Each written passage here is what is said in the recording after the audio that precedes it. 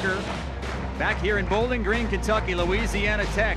I stayed at the team hotel last night, and these guys stayed right across the street. They were close, but everyone kept their cool. These are rivals. It's a new rivalry here in Conference USA, just the 8th all-time meeting, but they've played a lot the last few seasons. I mentioned it was hot, 85 degrees right now, but the sun is going down. Thankfully, most of the field is in the shade. The press box is not, and the wind is also not going to be a factor, at least for now. The two head coaches, both learning from their fathers. Skip Holtz, of course, learning from the great Lou Holtz. Skip has done a great job rebuilding this program here at Louisiana Tech. 9 wins each of the last 3 seasons. He's done an excellent job, but one thing that he talked about that his dad really taught him was perseverance and being able to overcome adversity. We're going to see if they're going to be able to do that today after their loss last week. And on the other side of things, a man who was, when he was hired, the youngest coach in the FBS, Mike Sanford, 35 years old now the second youngest coach in FBS play. His father has been an assistant coach for a long, long time. Mike Sanford Sr. is a legend around campus. He's a guy who is really, really good and knows how to put a team together. He actually hired his dad as the special teams coach. So once we get a look at these units right now, that's old father putting that group together. Louisiana Tech won the toss, deferred. So it'll be Western Kentucky receiving the football. This Western Kentucky team has a couple guys that can take it. Now that's the graduate transfer, Cameron Eccles-Looper. But on the other side is Kylan Towner, preseason special teams player of the year. He averaged over 40 yards a return last season. Will they kick it his way? They will, but he won't get a chance to return it. Through the end zone for a touchback. And now we get to look at the preseason player of the year, Mike White, who might be playing on Sunday. He certainly has the ability. I mean, you look at the throws that he can make, Chris. He can make every single one of them. Hits an out route there. Now he's going to throw the deep ball. Just look at how the balls fall into the wide receiver's hands. Watch him hit this guy in stride. A lot of quarterbacks can't do this as consistently as Mike White can. He is dynamic and a really good quarterback. Last touchdown here, Anthony Wells, big time guy. They miss for the Hilltoppers. For the season, just 1 touchdown and 1 interception. This Western Kentucky team has been a shell of what it was a season ago. But Mike White is certainly looking to change that tonight. First play is a handoff up the middle, and Quentin Baker gets nothing. That is what Western Kentucky says it needs to do. Offensive coordinator Junior Adams said we have to stick with the run even when it's not working, and that one didn't work. Yeah, especially on first down, too. They've been putting themselves in bad position by not getting a whole lot of yards on first down. So that Achilles heels continues for them today. Baker again in the backfield, getting the start over DeAndre Furby. It'll be a pass. White looking near side, and he has his man. That is right at the sticks. And Xavier Lane, who I know Mike Sanford is really excited about. They think the sky is the limit for this young red shirt freshman. He's really green, but they think he's certainly got the talent and the abilities. Nice job picking up the first down for the young freshman. First career reception was last week at Illinois, and Sanford said bright lights, 50,000 people. He did not bat an eye.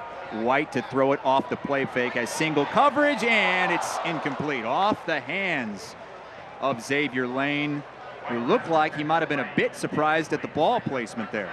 It was a little high. I think this is one that Mike White's going to look at when he sees the film and say he kind of overthrew his wide receiver there. It's kind of uncharacteristic of Mike. He normally puts the ball on the money, but a little high for Xavier Lane. 2nd down and 10 just underway.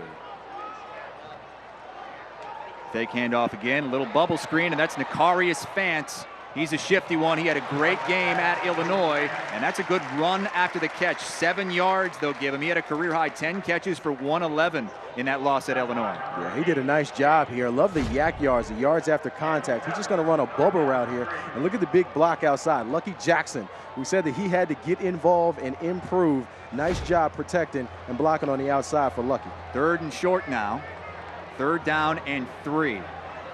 Both these defenses, 4-2-5 defenses, meaning they use 2 linebackers and 5 defensive backs. White will throw it.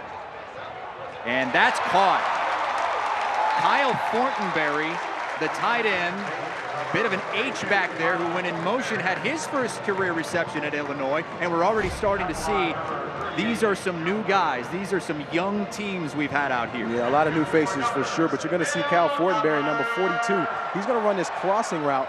Watch the patience there by Mike White, just waiting and waiting until he was open and got to the other side of that defense. Another first down for the Hilltoppers. Now the running back is Marquez Trigg, and they give it to Trigg. He's a load at 6 foot 225, a redshirt sophomore. So we still haven't seen DeAndre Furby. Which is really interesting here, Chris, because Furby has been the guy the last few weeks. You know, Furby missed last year with his shoulder injury. He's a big physical back, but it looks like they're giving a couple of young guys an opportunity right now in Quentin Baker and Marquez Trigg. We'll continue to track when we see Furby, but as of now, Quentin Baker still in the game. And under center was White. Quick screen again, and that's Fance. 2 catches on the opening drive. 3rd down and medium once again for Western Kentucky. What we're really seeing here, Chris, right now is Mike Stafford and his staff get Mike White involved, get him a little comfortable. We're seeing a bunch of short passes. They haven't taken a shot yet. 3rd down's not a bad time to do it. We've been talking about Lucky Jackson. He's number 11. He'll be at the top of the formation. They take Trigg out, and now no running backs in the formation. 4 wide on 3rd down. They converted their first 3rd down earlier in the drive. Opening possession of the game. White looking. Has his man, but it's not going to be good enough for the first down. That's the tight end, Dion Yelder. And what do you do now? Kind of no man's land here at the 42, Darius. Well, we're going to see just how confident Mike Stafford is in his offense. If he keeps him out there, I can tell you as an offensive player, every single one of those guys on the field right now for the Hilltoppers wants to go for this on 4th down. They hope that coach has enough faith in them. However, it is early, Chris, so I would not be surprised if they punt here, but it looks like they're going to go for it on 4th down, and we've got the first gutsy call of the day. On the opening drive, 4 minutes in, they bring in the H-back Kyle Fortenberry, who's on the left side. They try to run behind him, and they have no luck. The Louisiana Tech defense making the stand. Impressive from a group that has given up a lot the first couple weeks. Yeah, you got to look at Jalen Ferguson here, number 45. He's to the left of your screen there at defensive end. He's going to come through and really blow this play up. Nowhere for that play to go. And they were able to get the running back down. Nice job by the defense for La Tech. And this is now Jamar Smith's team, a redshirt sophomore. Had a rough go of it last week in that home loss to Mississippi State. Louisiana Tech was up 9-0. And then all heck broke loose. Jamar Smith learning the offense, a very talented kid they think is going to do a lot of great things. But Skip Holtz and company want to try to make things a little bit easier for him this week. Slow things down a little bit, maybe try to run it a little bit more with Kraft and Scott. That was Scott getting the carry on 1st down for no gain. And I love this wrinkle that La Tech will do from time to time. They'll put Kraft and Scott in at the same time.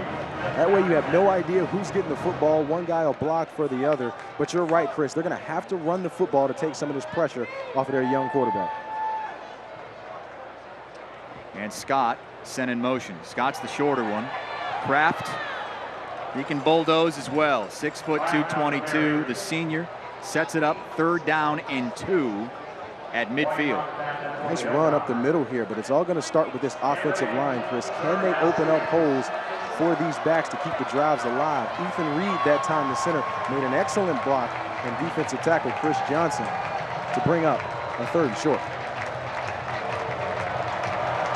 Fans making a little bit of noise here at Houchin Smith Stadium. 3rd and 2 from midfield for Jamar Smith. He'll throw it, and it's incomplete. A little bit low for Jared Kraft, who might have gotten lit up anyway. And it's 4th down. Looks like the punt team is heading out. And that's unfortunate for La Tech because they had exactly what they wanted there. in terms of giving Jamar Smith time to be able to find his wide receiver, Boston Scott came over and made a big block on Heath Wiggins, the defensive end, to try to give Smith a little more time. He just kind of underthrew that ball a bit. Brady Farlow will punt it away, back deep to receive. Necarius Fant. They'll let it bounce into the end zone for a touchback.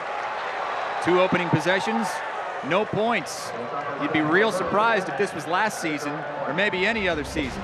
But this season, these two teams, a little bit different. Second possession, Mike White coming up.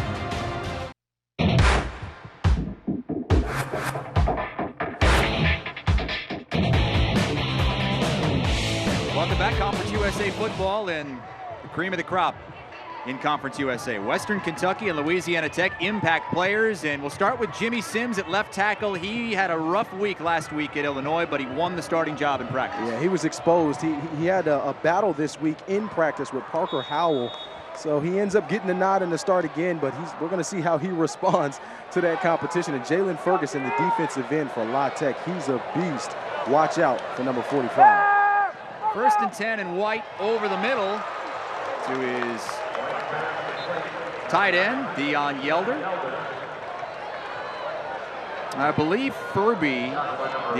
Furby is nursing an ankle injury. That is why we haven't seen him yet, and we haven't seen him yet on the sidelines either. We haven't been able to locate him, so Quentin Baker, number 3, and Marquez Trigg, number 5, are the 2 guys who have carried the load thus far for the Hilltop. Get around the end, Quentin Baker, and Baker shifty. Sweep out of that one for a 1st down. Nice job shedding tackles here by Quentin Baker, the redshirt sophomore. Now, he's a little smaller at 5'9", 185, but watch Cedric Cooper here, number 2. Cooper's got a chance to get him down, but the spin move, able to get it upfield, pick up some nice yardage. Come on, defense. Good run from Baker. Trigg to the left now as Yelder goes in motion and sets up in the backfield.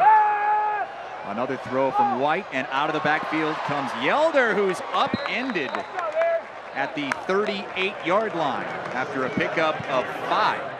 And this is what I really love about Mike White, Chris, is he doesn't force things. He goes through his progressions like you're supposed to. I mean, it's almost coaching book.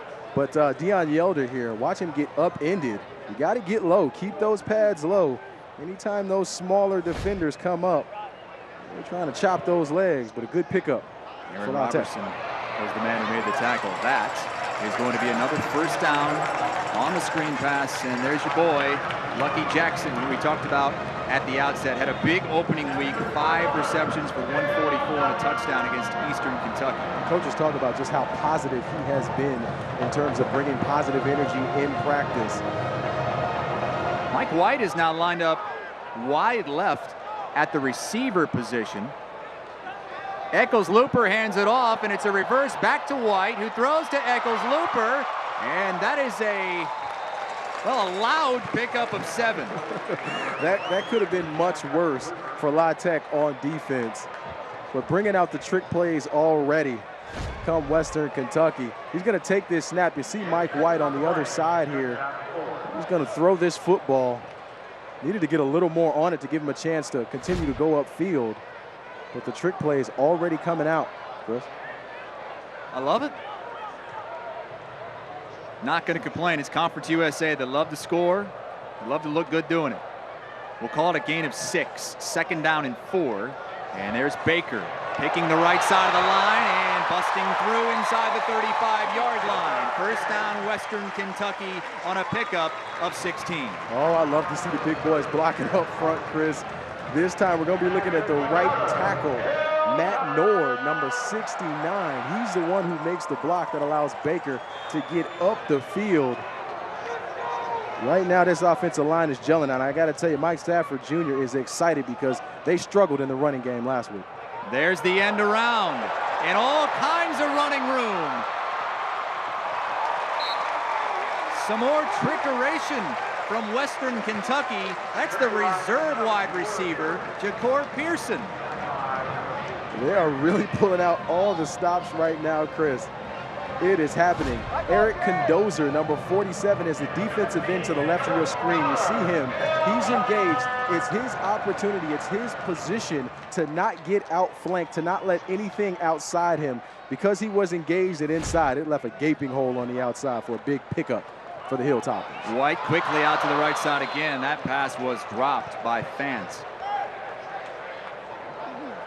Love to get those speedsters out on the edges like that. It works as basically a running play, and when you have fast, shifty wide receivers, that often works. It's all about being able to get the ball in your playmaker's hands.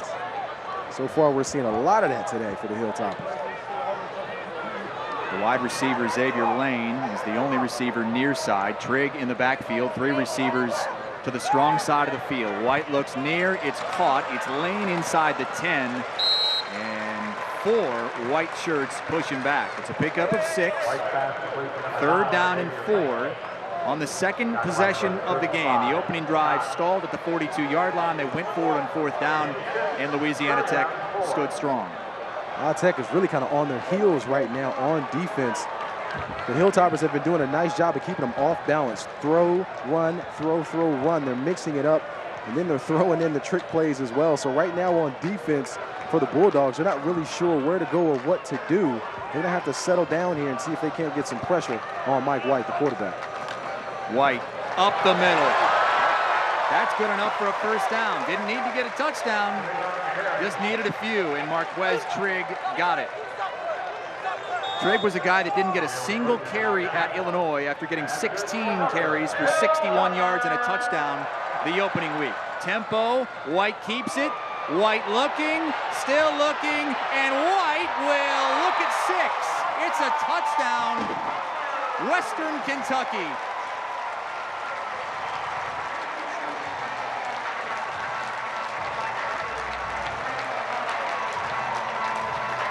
And the officials huddling up. I think a penalty flag flew as White was crossing the goal line, and I'm not sure if they're going to get La Tech for a late hit on the quarterback after he scored the touchdown. There is no foul on the play.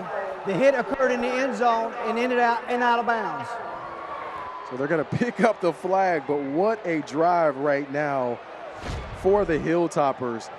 Darrell Lewis, number 38, the safety for La Tech, is in coverage there, so no one's on the outside. So a heads-up play by Mike White, keeping his eyes downfield. Because he kept those eyes downfield, Lewis couldn't do anything but cover his responsibility. Just left it wide open. And they go for 2 and get it. They set up the swinging gate. The gate never swung. The snap went to Dion Yelder, and it's 8-0 Hilltoppers. Chris, is this really the 3rd trick play we have seen? The kitchen sink is out there on the field. They're using all of it. And they've already scored more points than they did last week at Illinois in a 20-7 loss. A bitter taste in their mouths. Great start to this one. 8-0 Hilltoppers.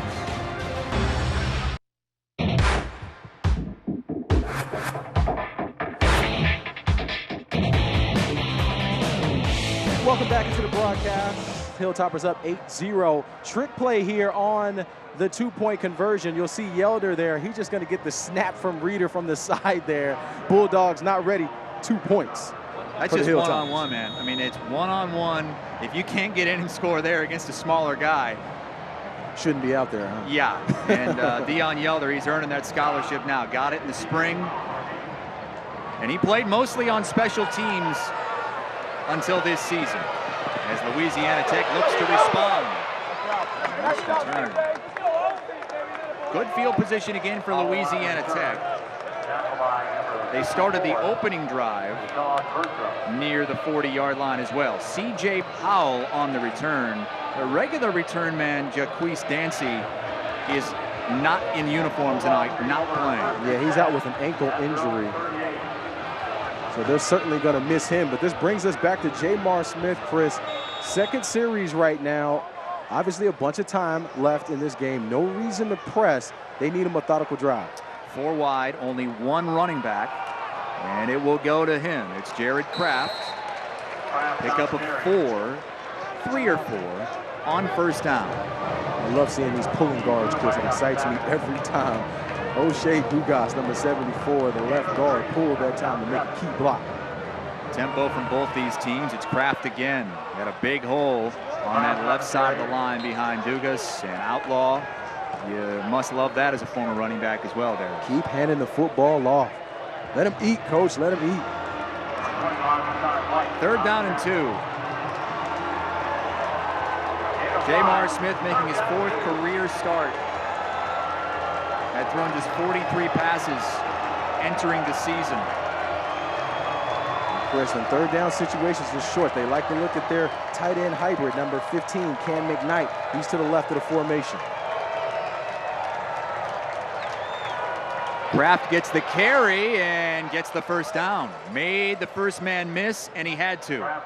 As we take a look at our impact players for Louisiana Tech on offense and Western Kentucky on defense. We just talked a little bit about Cam McKnight being that hybrid wide receiver / tight end. He's key. O'Shea Dugas, we've seen him pull a couple of times today. And on defense for the Hilltoppers, Overstreet's the guy they missed last week. He was out. They're excited to have him back, as well as Joel. They call him Iggy. He's a legit linebacker, Chris. That pass is caught by Teddy Veal. He's shifty. He's brought down after a pickup of 15 yards. Another 1st down for Louisiana Tech. Veal that time working on Antoine Kincaid. He's a backup nickel. So we're seeing a lot of different guys come in and out on defense right now for the Hilltoppers. Smith fakes one way, goes back the other on the screen. Didn't get much, but at least it's something from Boston Scott. It's a heads-up play from a redshirt freshman there. Safety Devin Key, number 2. Watch him make this heads-up play. Scott's going to come up and act like he's blocking and then retreat out on a screen play. But Key not fooled at all. Comes up and makes the play. 2nd down and 8. 36-yard line. Delayed draw. And again, it's Scott, nudged out at the 32-yard line by Joe Brown. I'd say sometimes you can block one guy and then sometimes you can get 2. Derek Overstreet, number 42. Watch the defensive end. He's going to take out both linemen. Both guys go down. Dugas and Joshua Outlaw.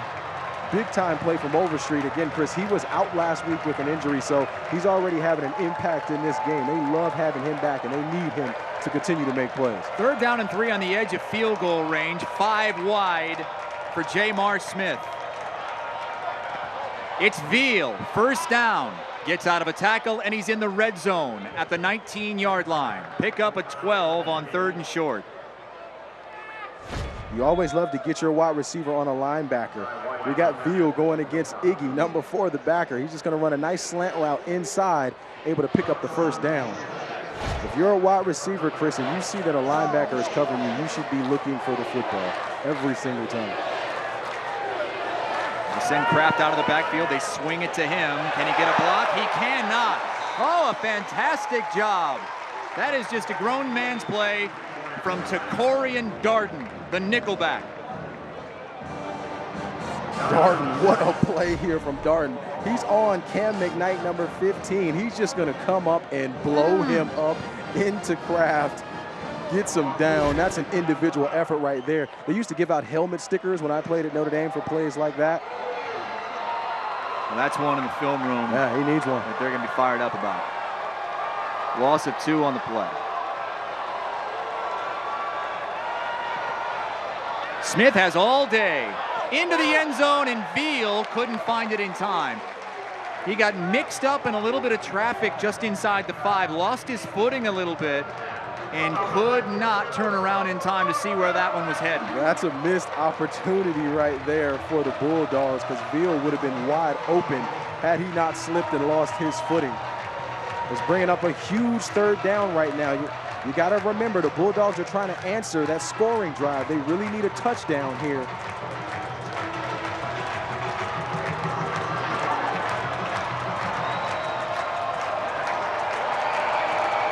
Three receivers right, 1 left. The running back is Boston Scott. Smith in trouble. He'll tuck it and run it, but not nearly enough for a 1st down. Brought down behind by the defensive captain, Joel Iyebuniwe.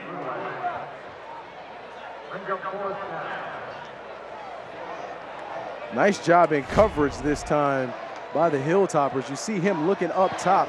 Nowhere for him to go with the football. Double coverage in the end zone. He's having to tuck it and run.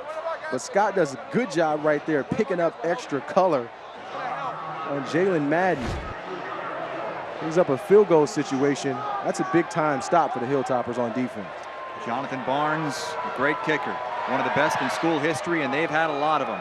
That's right down the middle. He may pass Matt Stover and Josh Scobie in the next couple weeks for field goals made. Now only needs 6 more. After that one from 33 goes through, it's 8-3. La Tech on the board.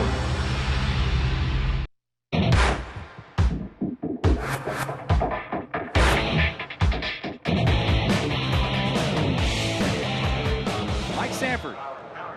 La Tech leading the series 4-3. The first meeting was in 1939. But these teams are now playing for the 5th time in the last 4 years and 3rd in the calendar year because they're both in Conference USA and they're the 2 best teams in Conference USA. Very familiar with each other indeed. Towner from 2 yards deep in the end zone. Well short of his average from a season ago, brings it back close to 30 yards, but he averaged over 40 last season, a return of 28. And Western Kentucky will have 1 play here before the end of the first quarter. Now, this certainly isn't the shootout, Chris, that we're used to in all those matchups, especially over the last few years. But what I do think that we're getting here is some dominant defenses. You can tell that both these teams have played each other before. They understand the nuances of how they're trying to beat you. Excellent job right now on defense for both sides. Western Kentucky on that 8 mark because they went for 2. A swinging gate that didn't swing, and Dion Yelder got the sideways snap. The tight end ran it in for 2. Fortenberry in motion, sets up left side of the line, and it's a give to Quentin Baker. And he can't get back to the line of scrimmage, and that will be the final play of the first quarter. 8-3 Western Kentucky. There's Big Red pushing and shoving. I want to let you know that for the most comprehensive team-by-team coverage across the National Football League, you should join Dave Ross and 2-time Super Bowl champion Bryant McFadden for the most timely news and in-depth analysis on Inside the League. It's weekdays at 4 p.m. Eastern Time right here on WatchStadium.com. First play of the second quarter. Western Kentucky going to work. 2nd down and 10. White over the middle. That's caught. It's kind of swallowed up by the big man Dion Yelder, who's had a big start to this one, including that 2-point conversion. I certainly like his size. I mean, Yelder has been a special teams guy for the majority of his career, but the redshirt senior's got the height advantage right now at 6'4", 255, working against Cedric Cooper on that last play. He was only 6 foot. So when you got a tight end that's a big target like that, Chris, you got to use him in space and give him opportunities against smaller players. Lots of personnel package changes here for Western Kentucky early. That's something that Mike Sanford said he was going to do less of in this game. Thought he did too much of it at Illinois. Wanted to be able to work faster. 3rd and 4. White has his man. Fant, first down. Does not stay inbounds, but has enough for the first down, Western Kentucky. Combination routes are really hard to stop sometimes, Chris, if you're a defense. Xavier Lane, wide receiver, and Fant, number 1. Both those guys did a crossing route. Put the defense in a bind, able to pick up the first down. No substitutions here. The give is to Trigg, and he's got running room. Barrels his way across midfield. Pickup of 11, 1st and 10 again for the Hilltoppers. And we have an injured Jordan Bradford. Big time play here by who else? Dion Yelder, number 19. Watch him come down and lay the block on Canty. Completely ISO'd him. Allowed Trigg to make a nice cutback to get to the outside and pick up the first down. And we've got a guy down right now for the Bulldogs. We'll take a quick break. We'll step away. We'll be right back. More Conference USA football up next.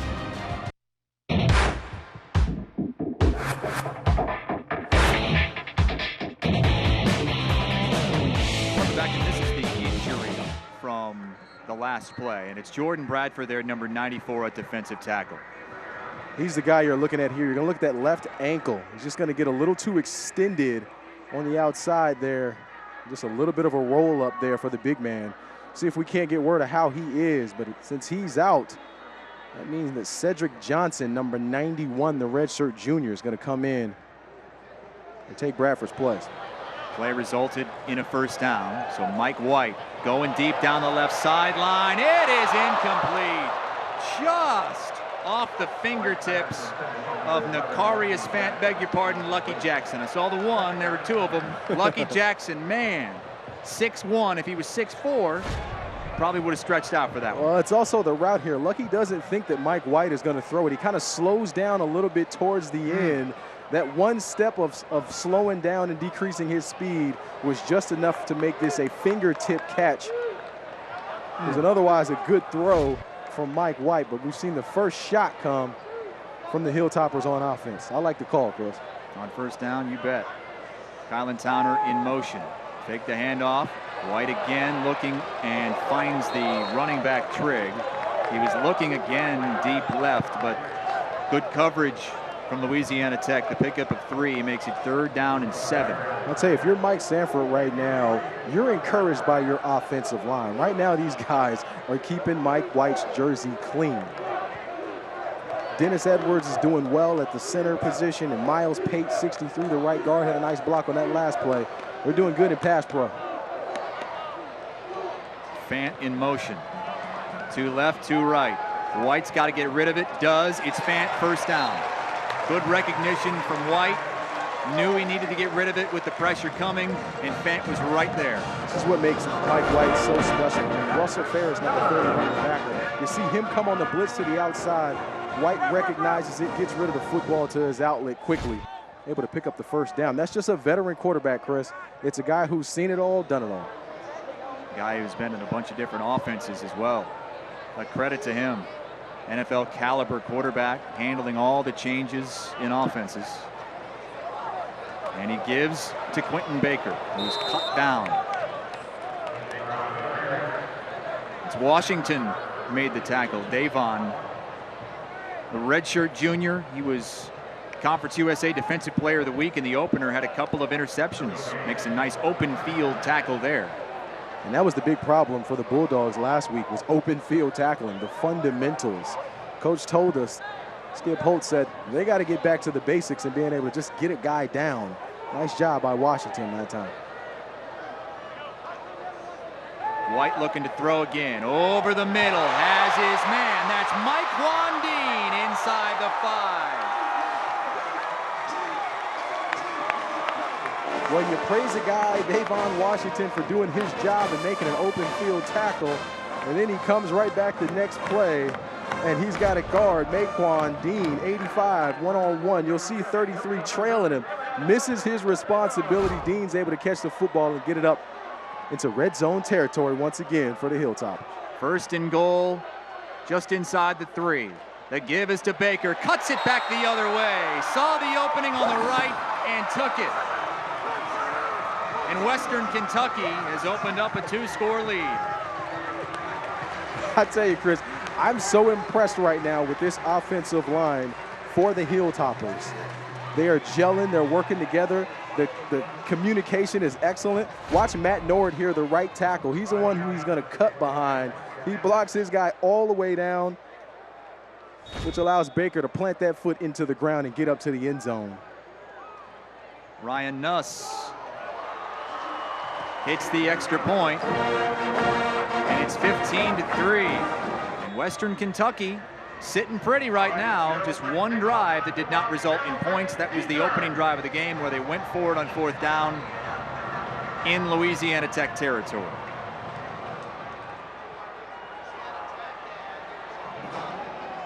This one will be brought out, and it's the running back, and Boston Scott gets drilled. Didn't even make it back to the 15-yard line. What you're seeing, Chris, here is momentum being built up. They're making plays on offense, and now that is moving itself and influencing the special teams unit on the kickoff coverage. That is what it's all about right there, feeding off that energy. That was Kyle Bailey on the hit. All right, next Saturday, 7 o'clock Eastern Time, more Conference USA action and more from right here. The Hilltoppers taking on Ball State. Ball State got a win today. They're 2-1 on the season, wins over Tennessee Tech and UAB. That's 7 o'clock Eastern. Download the stadium app in the App Store, or you can watch it wherever you're watching it right now. Not much doing on first down, maybe 1 yard. Devin Key in the backfield, the safety sniffing it out. He's young and certainly has a bright future. As we look at the notes here on Ball State, defeated Tennessee Tech 28-13. Their coach in his second season. That running back, Gilbert, is legit too. Jared Kraft, the running back here, motions out of the backfield. That pass is caught. And it's a first down for Louisiana Tech. Adrian Hardy, the freshman out of Houston. Watch this route here, Chris. He's just going to run up and then explode inside a couple of yards to create that separation from DeAndre Ferris. That looked like a real good route there from a young player, a young redshirt freshman. Good work. That's Teddy Veal. I believe he caught that with his knee on the turf, so they'll mark it at the 33. Pick up a 5 on first down. Maybe Louisiana Tech will have more luck playing from behind in the first half as opposed to last week when they went up 9-0. Well, I think the other thing that's important here is it's still a close enough game where they should still be running the football. We're seeing them go into these empty formations, heavy pass offense right now. It's not necessarily the best move. You got a young quarterback. You got to build him up slowly. They need to continue to stay committed to the run. Put his wide receiver in harm's way. Teddy Veal got smoked by DeAndre Ferris, getting the start at cornerback. And Veal makes a play, and now Ferris comes back and says, "Not in my house." Excellent job breaking on the football, knocking it down, bringing up another third down situation. And this is where it comes into, Chris, where when you're not running the football, you put yourself in predictable situations. Now a third down, obviously a passing situation, not where you want your young quarterback. There's 29 rushing yards so far for Louisiana Tech. 9:52 to go as they send Kraft out of the backfield. Jamar Smith gets smoked. Joel Iyebaniwe was right there, forcing a punt. I mean, this is a fire drill at the quarterback, Chris. You got Iggy running free at the QB and D'Angelo Malone, number 10, the defensive end. He goes untouched up the middle of the formation. Right now, the Hilltoppers putting the pressure on the Bulldogs.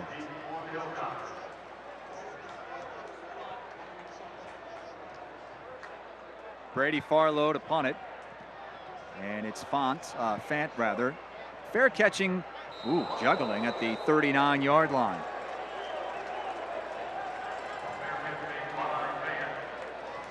(15-3) Western Kentucky, a score on the next drive.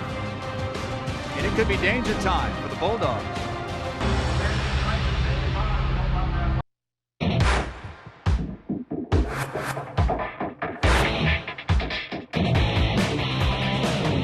Welcome back in.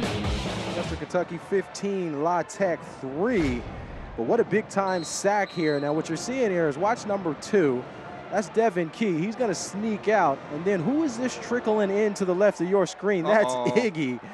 Wide open right here. He's there. But the other guy to watch is Malone. He's going to come around wide open to the middle of that formation, too. Pancake at the quarterback. Defense playing well, so is the offense. Up 15-3 with the football. Smith to throw it. Another bubble screen, and this one's dropped. Started running before he corralled it, and Xavier Lane. You got to keep those eyes on the football and look it in. There was a lot of color in his face as well, so I'm sure that shook him up a bit as well. But a name that we haven't called enough of for the Hilltoppers on offense is Lucky Jackson. He was our impact player at the beginning of the game. He's number 11. He'll be at the top of your screen in the formation. He's got one-on-one coverage out there, Chris. Not a bad time to target your wide receiver. Pocket holding in White. Finds Yelder. First down, Western Kentucky. That seems too easy. When are they going to start sending some more at White? He does have entirely too clean of a pocket right now. if you're the Bulldogs on defense. They're getting no pressure right now on Mike White, and we know how good he is. This is like 7-on-7 for him out there. He's just reading the defense, no color in his face. He's very comfortable in the pocket. That's why the Bulldogs are on their heels right now. White gives Baker. Moving the pile forward thanks to his big old left tackle and Jimmy Sims, who was challenged in practice this week. He went and got his running back and shoved him forward. You know, one of our impact players for the Bulldogs on defense is Jalen Ferguson. He's number 45. You'll see him right in the middle. He's going to get chopped there. Nice job chopping him down by Jimmy Sims, but he gets back up and almost makes the play here. You got to keep hustling. It's exciting to watch that young man work. Again, the give to Baker, not much. To the 42-yard line, 3rd down and 5, a pickup of 1, and a big play for this Louisiana Tech defense. It certainly is a huge play indeed right now. Big time play from Matthew there, number 95.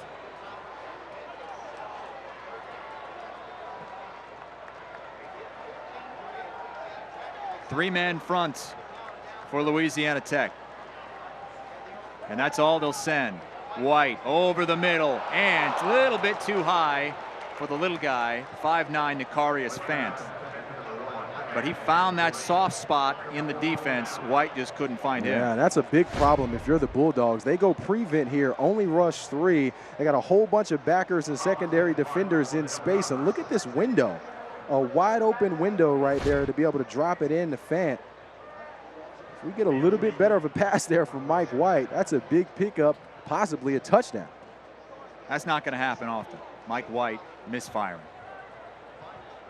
So on 4th and 5, Western Kentucky will punt. They're feeling really good about their defense. Only gave up 20 last week at Illinois. A fair catch is made at the 10-yard line by Teddy Veal. With 7:09 to go here in the opening half, Louisiana Tech scored 55 against Western Kentucky last year in the regular season, scored 44 in a losing effort right here on this field in the Conference USA Championship game. Just 3 points so far. Yeah, so a big surprise for sure for La Tech. They're really struggling right now, I think, in multiple ways. One, they're putting too much pressure on their quarterback, Jamar Smith. He's a young guy, just a redshirt sophomore, hasn't played a whole lot, so doesn't have a whole lot of experience. At the top, we talked about the 2 guys that make the biggest impact for them on offense in Kraft and Scott. They have to give them more touches. They need to rely on the run and stop being so pass-heavy right now. Might be a must-score drive for Louisiana Tech, and they would have to go 90 yards to get it into the end zone. There's 3 yards on 1st down. Boston Scott got the carry. And one of the other things we haven't seen yet is them try to get these running backs involved in the passing game.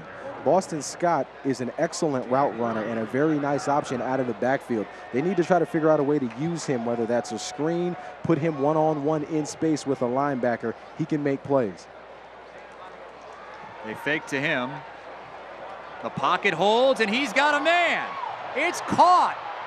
That's Bonnet. Rashid Bonnet into the end zone. Touchdown, 87 yards. Well, wow, Chris, that could really change the momentum of a game. Wow, what a big-time play from the Bulldogs. You're going to be watching Laverick Johnson, number 1. He gets his eyes in the backfield, and that play action holds him to the point to where Bonnet is 5 or 6 yards behind him. He is already beat because of that play action in the backfield, having those eyes downfield. Bonnet able to take it all the way the distance. And that is exactly what the Bulldogs needed, because offensively, they were really unable to get anything going. Love the idea of taking a shot there. Bonnet is a speedster, won the 100-meter dash as a high schooler in Louisiana. And 86 goes 87 yards for Louisiana Tech's first touchdown of the game.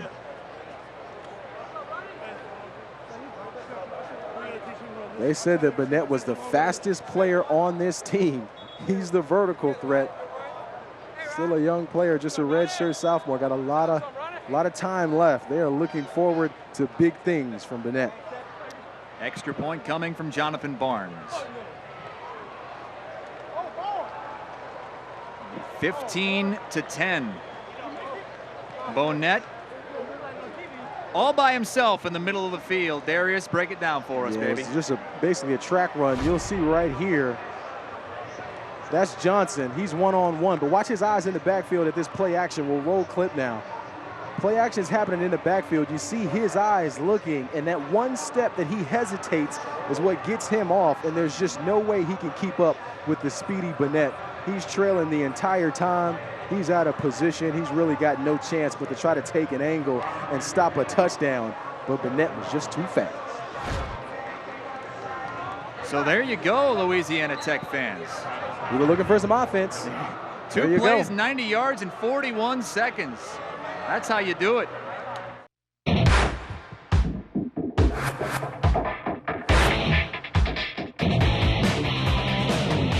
Scored just like that. A stop on defense and an 87-yarder, and now that ball's loose, picked up by an up man, and brought down at the 29-yard line. Could have been disastrous, but Echols Looper was able to corral.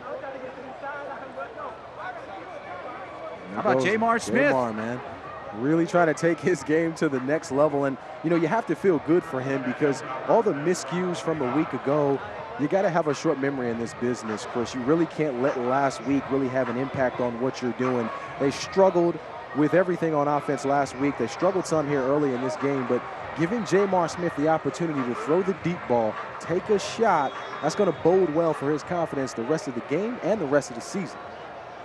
Gave up 36 straight points after taking a 9-0 lead on a really good Mississippi State team.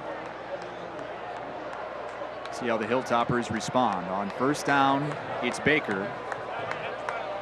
And not much off that left side of the line. Give him 2.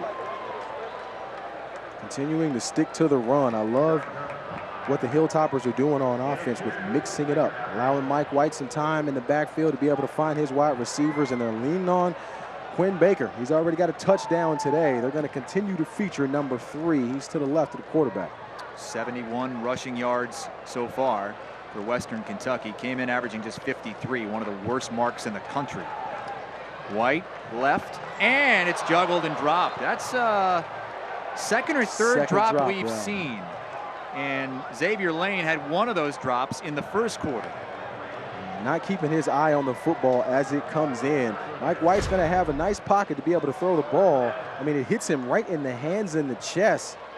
He's trying to move upfield before he possesses the football. Cardinal rule number 1 is a wide receiver. Catch it first before you make the move. And now it's 3rd and 8. Again, Western Kentucky without its starting running back, DeAndre Furby, not in uniform tonight with an ankle injury. They've been going with Quentin Baker and Marquez Trigg. Trigg's in the backfield. He's in pass pro. Wide open, Xavier Lane caught that one and is near midfield. 20-yard gain on 3rd down. What a job in pass pro right now for this offensive line for the Hilltoppers. You're going to watch Trigg come up and make a play on Darrell Lewis at the last second. Lewis is coming in from that safety position on a delayed blitz, trying to get to the QB. Excellent job by Trigg picking up the color and then able to get the football up to Xavier Lane. You see Lucky Jackson out there still picking up plays, man. I love to see those wide receivers blocking downfield. Baker again for a couple as Brandon Durman brings him down. If you're the Bulldogs on defense here, Chris, you really got to try to start to load this box up just a little bit. Stop them from wanting to run the football so much. Put them in predictable situations right now. You'll see they only have 6 guys in the box right now. If I'm Mike White and the Hilltoppers, I'm continuing to hand that football off with only 6 guys in the box. Going with 2 tight ends in this formation. White deep down the left sideline and overshoots his man. That was great coverage out there. Didn't have much to throw to. Nowhere to go with the ball. Nice job just in the secondary for the Bulldogs on defense. I mean, they've got 5 or 6. Look at all these secondary defenders in the back of this screen. Everyone dropping in coverage. Nowhere to go with the ball, which is one of the reasons why this running game right now for the Hilltoppers is so open. Because this 4-2-5 defense, they're not loading the box with anyone. 3rd and 8. They're 5 of 7 on 3rd downs today. And White again going that way. Back shoulder throw, and it's incomplete. Aaron Robertson was right there, and Xavier Lane couldn't bring it in. This looks like this could be another drop for Xavier Lane. Not exactly sure what's going on with him today, but he's on the outside working one-on-one here with Aaron Robertson. He gets up the field, nice route, tops it off at the top for the back shoulder catch, hits him in the chest, and he just drops it. Robertson got his hand in there late, but you're right. That thing hit him right on the 9. And you saw head coach Mike Sanford come over there to try to calm Lane down. Very frustrated with himself. 3 drops already in this game. They punt it, and it is a very short kick, but it'll work. A fair catch was called, so cannot advance that. But a good job by Teddy Veal, because had he not been there to corral, that thing could have rolled inside the 5-yard line. That'd be textbook. 155 total yards for Louisiana Tech on offense, 87 on the very last play for a touchdown. Delayed handoff and all kinds of running room for Jared Kraft. 21-yard gain on the draw play. Big time space this time. Nice job from Michael Rodriguez. He's the right tackle who's going to pulled on that play. Made the key block to get Kraft up the field. The Bulldogs need more of that. Smith keeps it and slides down for a pickup of just 3 yards. That's a heads-up play by Jamar. That was a situation where he wanted to hand the football off, but he saw a defender in his face at the mesh point and just decided to keep it. Ran up the field and turned nothing into a few yards. Nice heads-up play from a young quarterback. Both teams with all 3 timeouts. 3:20 to play, first half. Screen again, and Boston Scott slipped one man, but that's it. Bunch of red shirts shoving him back at the 40-yard line, bringing up 3rd down and 5. You know, these bubble screens, Chris, when I was at Notre Dame, I was not a huge fan of these plays because you don't get enough blockers out in front of you. That's not wasn't necessarily my favorite play out of the backfield when you're talking about catching the ball. I enjoyed the screens, anything upfield, put yourself one-on-one, but when you're running sideways trying to catch it with a couple of wide receivers blocking in front of you, kind of makes it some tough sledding there. Clock still moving, and just 5 on the play clock. It's a screen. That's Teddy Veal, gets a huge block, and Veal has the first down. They are getting Veal involved in many different ways. This offensive line is really during this series. I love what's happening for La Tech on the O-line front. Watch Hannah Shipley here. He's number 54, working at the right guard position. He's going to come into the right of your screen and make the key block. That allows Veal to get upfield and pick up the first down. I tell you, Chris, that excites me from way up here, man. Seeing a big offensive lineman out there moving bodies, knocking guys down. I'll take more of that, please. Didn't excite Chris Johnson, the defensive tackle at 285. Got blown up. Boston Scott for a handful. Pickup of 4, and that clock now moving under 2 minutes. Look at the athleticism here from Rodriguez and Shipley. Moving around, moving up to the second level. You see the 2 guys pulling there, and Dugas and Joshua Outlaw trying to make plays. And you hate to see your lineman get run in the back there. Hannah Shipley. And that is O'Shea Dugas, the second-team All-Conference USA last season, who's on his back. This drive started right at 4 minutes. Look at how much time the Bulldogs are eating up off the clock. Other screen, Veal. Oh, that's just a nice job fighting through the would-be block. Laverick Johnson got past the block and then made the open field tackle. This is good for Laverick because he was the one who got beat on that deep pass that they scored with Burnett. Nice job coming upfield and making a play, setting up a huge third down right now. Clock moving, 1:20 to go. Opening half here. Western Kentucky had a 15-3 lead. Louisiana Tech looking for more. Smith under pressure, but he finds the open receiver for the first down. Marlon Watts worked his way back, and Jamar Smith, the sophomore, was able to keep his head straight and see an open white shirt. I tell you, man, he extended the play on this one. Heads up play from the young sophomore, keeping those eyes downfield, especially with so much pressure in his face. And throwing across his body as well. Smith under pressure. 2 penalty flags fly. On a third one flies late. And we have got all kinds of silliness to sort out here in the backfield. The referee is Rodney Barnett. Well, they're going to get the right tackle at the beginning of this play. Michael Rodriguez on the hold. He's going against D'Angelo Malone, the defensive end. Rodriguez got beat. There are 2 inside fouls on his the elbow. play.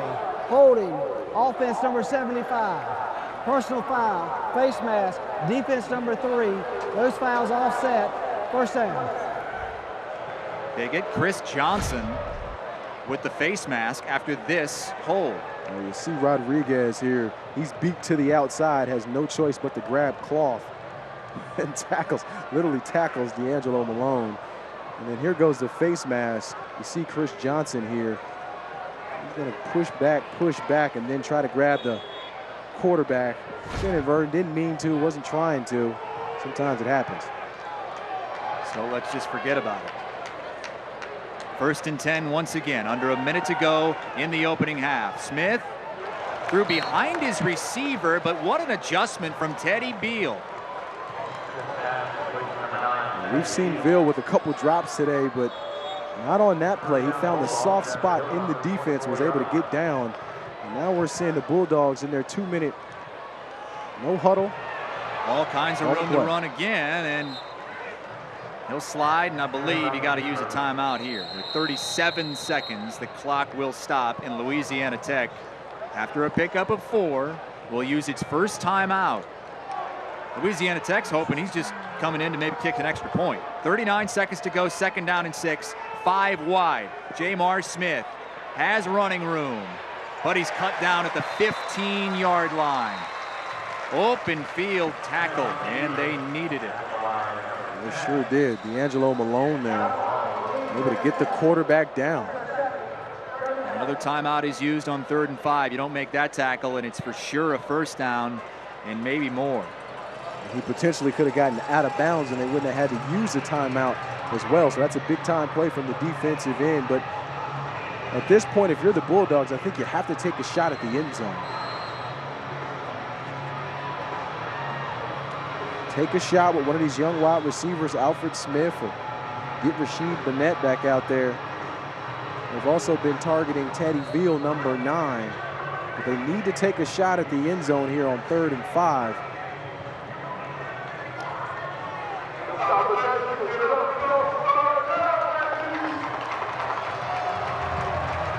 There's the kicker, Barnes. Well within his range. If they don't pick up anything, it'll be a 37-yarder.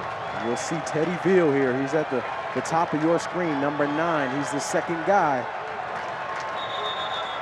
Good place to target him. Whistles blow, and Western Kentucky may have called the timeout.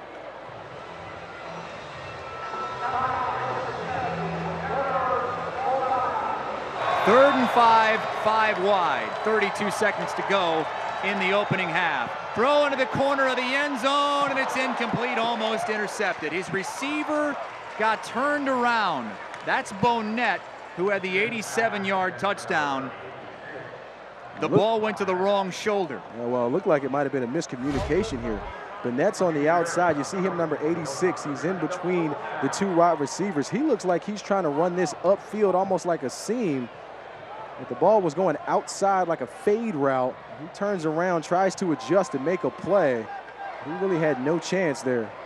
That's a miscommunication between Burnett and his quarterback, Jamar Smith. Ferris almost had the interception. Whistles blow before that field goal attempt, and it's another timeout from Western Kentucky. Trying to ice the kicker here, maybe? Yes, you can't take those timeouts with you to the second half. So let's ice him just a touch. Jonathan Barnes, this senior, I don't think it's going to affect him. Not from that distance anyway. Well, you never know. I like the strategy there. You're in favor of icing kickers. I am. I'm absolutely in favor of icing kickers. I mean, I can tell you just from knowing guys through the years in terms of my playing career, it really has an impact on it. Like, they try to say, oh, you know, I'm okay, man. It's no big deal. No, it really does wane on them, especially when you make them kick, which is why that was a good job of icing him. Allow him to kick the football. Call that timeout late. A few seconds before the ball is snapped, let him get a kick in. See, I'm going to go the other way on that. I think that helps the kicker to get a little practice kick in, just like a practice free throw. You get a practice makes perfect. And Jonathan Barnes has been about as perfect as it gets in his career. The kick from 36 yards. Take that, Darius. Yeah, you can't really do it when you got a veteran like Barnes. I mean, he's been around. Worth a shot, though. Worth a shot indeed. Second field goal of the first half for Jonathan Barnes, who is now within 5 of setting the all-time school mark at Louisiana Tech. That's going to happen sooner or later. So it's 15-13. Western Kentucky on that 15 because they went for 2. Surprisingly, after their first touchdown, it was a swinging gate that didn't swing. Yeah, we saw the Hilltoppers do a couple of trick plays in that first half, in addition to that 2-point conversion that they got. Louisiana Tech going 67 yards for that field goal. They went 90 yards for their touchdown the drive before that. A great close to this first half. Well, they have to finish the deal here. 21 seconds to go. And Kylan Towner, Conference USA preseason special teams player of the year, deep to receive. I'm not sure he's going to get it. These situations usually call for a squib kick, though I'm not a fan of those either. Barnes does squib it. It's picked up at the 23-yard line, and that's Fant, who takes it near the 35. And back to that 2-point conversion on the opening drive of the game. That was something. Yeah, in case you missed it at the beginning of the game, in that second drive, they just snap it. Reader, he's going to snap it right here to Dion Yelder. Nice little sideways throw there. Then it's just one-on-one, man versus man into the end zone. I think the bigger man is going to win that every time, Chris. Officials having some sort of conference with Coach Sanford over there. Offside, kicking team number 70. 5-yard penalty and re-kick. And they'll kick it right down the middle again. Again, it's Fant from the 25. Fant gets a block at the 30, and well, they work it about 5 yards closer to midfield after the 5-yard penalty, but only 9 seconds to go in the opening half and only 1 timeout for Western Kentucky. Now, I'll ask you this, Chris. I kind of already know the answer because you're a gambling man, but take a shot at the end zone here? If my quarterback can throw it to the end zone, absolutely. I'm not sure that, I know White has a gun for an arm, but I don't know that he can get it 65 yards. If he can, yes, absolutely. This is also an opportunity sometimes where you get in that victory formation and just take the knee, live to fight another day. Does have 3 receivers split wide and a couple running backs. 9 seconds. You could go underneath here. It's a draw play. Baker, 45, close to a first down, but not quite. And the first half clock will run out. Very competitive first half here. Would expect nothing less from these two teams.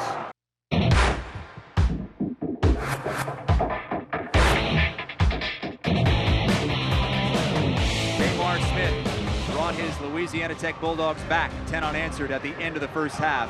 It's 15-13 at halftime. The total yards very close to one another. Both teams pretty good on third downs. Time of possession, though, on the side of the Hilltoppers. Yeah, they certainly have dominated the time of possession. The rushing yards is really what sticks out to me on both sides. Only 59 rushing yards for La Tech. Hilltoppers a little over 80. Louisiana Tech gets it to start the second half, and that's Scott. And he'll be stopped right at the 20-yard line. Boston Scott, the running back, along with Jared Kraft. We highlighted them at the top of the program here. Didn't do a ton in the first half. Louisiana Tech mostly threw the ball. Darius, I know you were big on Kraft and Scott getting a lot of carries in this game. Not to this point. They really haven't gotten as many touches as they probably should in this game. We're talking about a young quarterback in Jamar Smith who's still trying to build his confidence up. They're throwing a little bit too much because Kraft and Scott haven't gotten a whole bunch of carries. So hopefully that can change here in the second half for the Bulldogs. Just 11 carries combined. There's number 12, Jared Kraft. Just 2 yards as we settle in here for what should be a fun second half of football. These two teams don't particularly like one another because they know they have to go through one another to win a conference championship. Louisiana Tech trying to become the first team to win 3 straight Conference USA championships. Beg your pardon, Western Kentucky trying to become the first team to win 3 straight. They beat Louisiana Tech on this field in December.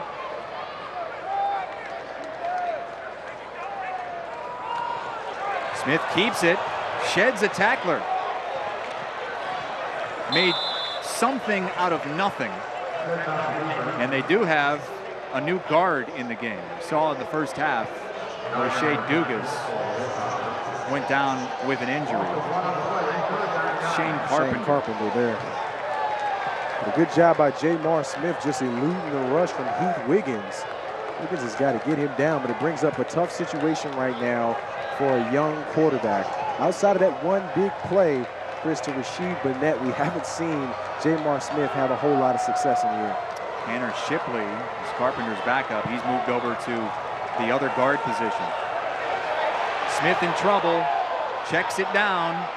Marlon Watts is able to get the first down.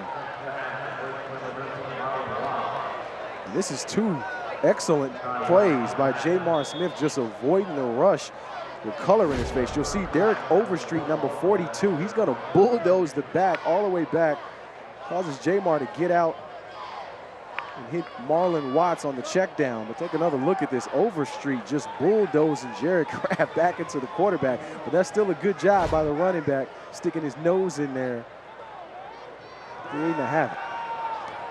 Bonnet dropped it. We saw a few drops from the red side in the first half. Western Kentucky's Xavier Lane dropped at least 3 balls. Bonnet had that one right between the 8 and the 6. You see him with his hands on his hips right there. He looks gassed. He tapped his helmet for a little bit. He said, "Coach, you know, give me a break." The young man is tired, but he's got to catch that. If you're out there, ball hits you in the hands, you got to come down with it. It is a steamy night here in Kentucky. 85 at kickoff, but the sun has gone down. It's gotten a little bit cooler. Scott, incomplete, off the hands of Teddy Veal. Maybe should have caught that one. A little bit tall for him, but it looked like he got both hands on it. He certainly did. He's working against Devin Key here, number 2. He's able to get around outside. A little bit of a hold there for Key. I'll say. Gets away with a hold there. That's what stopped Teddy Veal from really being in position to catch that ball. But we've seen Veal with a couple of drops. I think you have to put that one in the drop category as well. Ball hit him in both hands. Without that hold, that might have been a touchdown. Big no call. Kraft, the running back, on 3rd down and 10. They converted on 3rd and long earlier in the drive. Pressure coming. And Veal didn't turn around in time for it. They forced a quick trigger from Jamar Smith, and Teddy Veal didn't turn around in time. They did force that pressure up front. That front four peeled their ears back and got after the quarterback. Jamar had to get rid of it a little bit sooner than he wanted. Nice job on defense for the Hilltoppers, getting off the field on 3rd down. Brady Farlow with his 3rd punt of the game. Nicarius Fance, the fair catch at the 34-yard line. And back comes Mike White. Preseason player of the year in conference. 17 for 25 in the first half for a $156. He doesn't have the same tools in his shed. Doesn't have DeAndre Furby, the starting running back, who is not dressed with an ankle injury. So it's been the Quentin Baker show. He does have a touchdown, and he does have a gain of 7 on 1st down.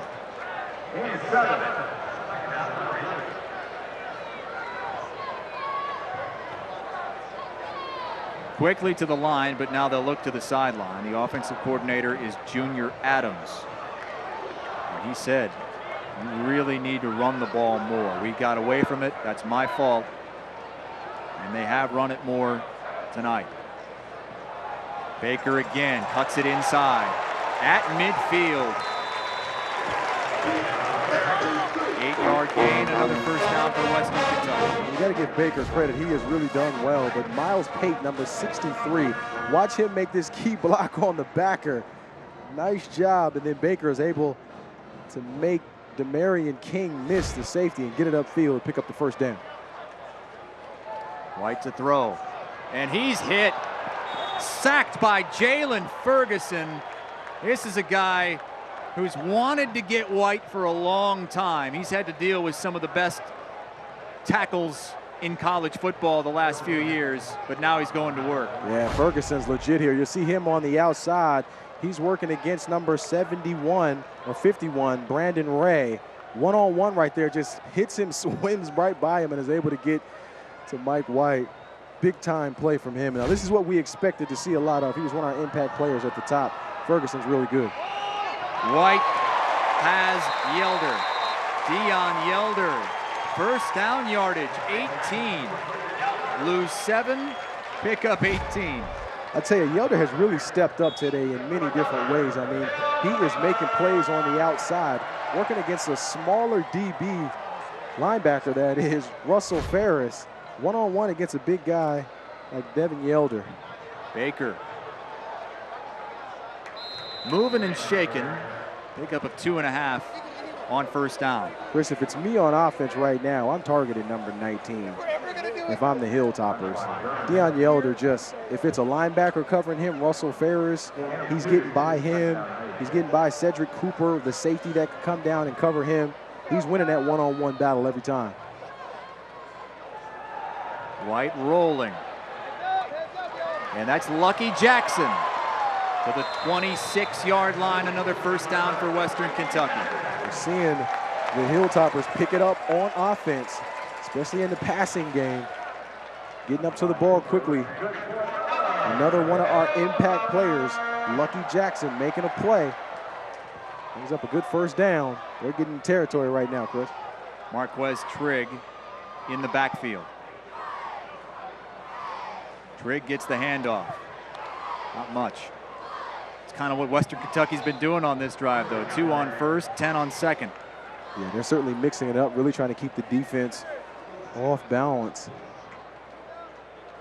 But when you lose your starting running back, you wonder where the production is going to come from. I think Quentin Baker and Marquez Trigg have done an excellent job filling that void.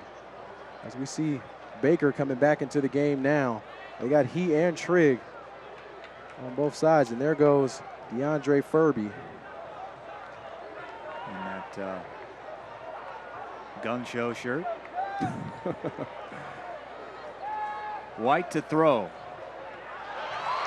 That's Xavier Lane. He hung on to that one. That'll make him feel good. Had 3 drops in the first half. Was real frustrated. His coach came over, calmed him down a bit. And that one was right in the 9 and right in the midst. Well, he did a good job of just settling down in the zone coverage. Watch him. You'll see 9. He'll just take a quick stop there, come back, ball's delivered on the money. Baker cuts it back inside, and he's to the 8. And we've seen Baker with this cut back to the right side. They're really favoring the right side of this offensive line, especially when they have tight end Deion Yelder on the line of scrimmage. White's come out of the game. The quarterback, White, has checked out. So Trigg is in the Wildcat with no quarterback on the field. Trigg, it's a double handoff. And that's not going to work this time. No, sir. Ja'Cour Pearson had an end-around play in the first quarter that worked. This one lost 3 yards. A little bit of trickery there from the Hilltoppers with the double reverse. But Elliott Blankenship, number 49, he's the safety for the Bulldogs. He's a guy who's not fooled. You'll see him to the right of the screen there, out flanking. Keep pushing the guy out, make him go out of bounds. Nice job by the backup safety. 3rd and 9 and a big play here, because a touchdown and an extra point makes it a 2-possession game. White checks it down, and Trigg drops it.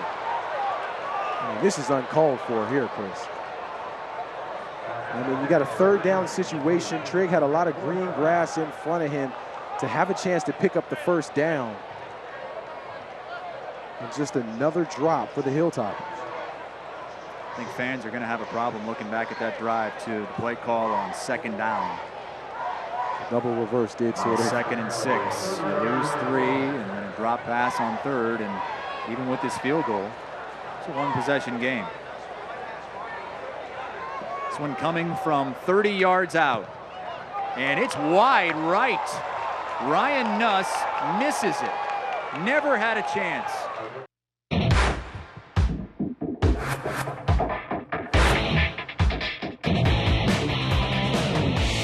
It's Mike Sanford speaking with his dad, the special teams coach, Mike Sanford Sr., after a missed field goal here from Western Kentucky. And they had to kick the field goal because of this. Yeah, this was the one thing. They got Trigg in the backfield running the Wildcat with one play here. You have to understand that this is 2nd down and you're in the red zone. Just not the time to call that play. Didn't work out. Led to a tough 3rd down situation and now missed field goal. And a big time pickup on 1st down.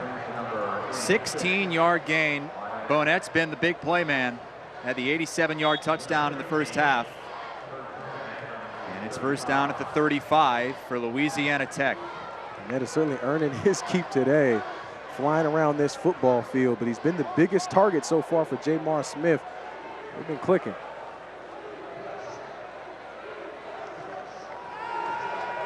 Play action, and he's looking long. It's Bonnett again, and he's dropped it inside the 10.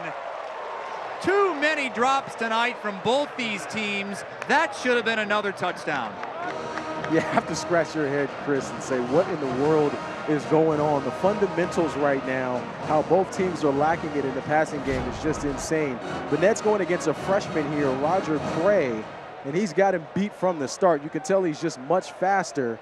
No reason to adjust or anything on this play. A perfectly thrown ball from Jamar Smith, and Bonnett just drops it. It's unfortunate because he's having a career day so far, but that is just inexcusable. That would have been a 65-yard touchdown. 2nd down and 10. A short pass. And it's caught. Yardage from Dazon Oliver, his first catch of the game. Good for 8, maybe 9. Such a missed opportunity that was. You just feel deflated sometimes here, Chris, when you have plays and you get the matchup that you want on the outside. Quarterback has the time, throws the ball right on the money, and the receiver just drops it. That's just, it can't happen. I mean, with all the success that Bonnett has had today, it might be tough for him to get back on the field after that. Boston Scott's the running back on 3rd down and 2. Scott the carry, he's got the 1st down. The walk-on had his first carry against Western Kentucky back in 2014. He's a strong dude. Look at those arms. He's a powerlifting state champion in high school. Yeah, he certainly brings a spark when he's in the game. Big time back Really good route runner, too. I'm surprised they haven't used him in the passing game more, because he's a guy that can certainly go the distance, but very smooth with his route running. Just one catch for 2 yards so far in this game from Scott. He gets that call. Dancing to midfield. They'll give him 5 into Western Kentucky territory. You know, in this second half, a guy whose name we have not called enough is Derek Overstreet, the defensive end for the Hilltoppers, number 42. He looks a little gassed out there. He's been on the field quite a bit, but he's usually raising havoc at the quarterback. He just hasn't done much in this second half. Teddy Veal is now set up in the backfield. It's a run left, cut it back. And Jared Kraft looked like he was going to be stopped right at the line, but was able to work his way for 2 or 3. Yeah, it's that shiftiness here. This time Overstreet, 42. He's coming to the right of your screen there. He gets there, has a chance to get him down. But Kraft's able to use that shiftiness and get up the field and make it a decent game. Bring up a 3rd and manageable for Jamar Smith. 3rd and short once again. 6 of 11 on 3rd downs tonight. Into the flat. Open field tackle by Laverick Johnson.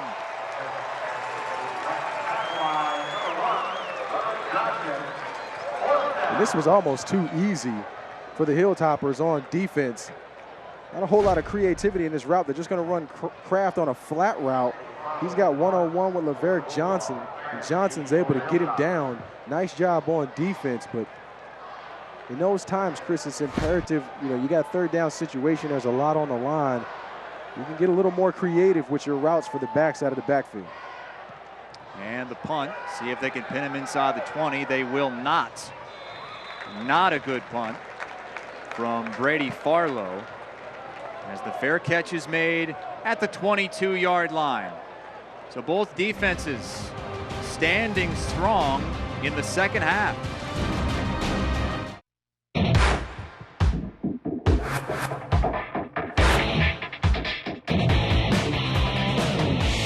Western Kentucky up by 2.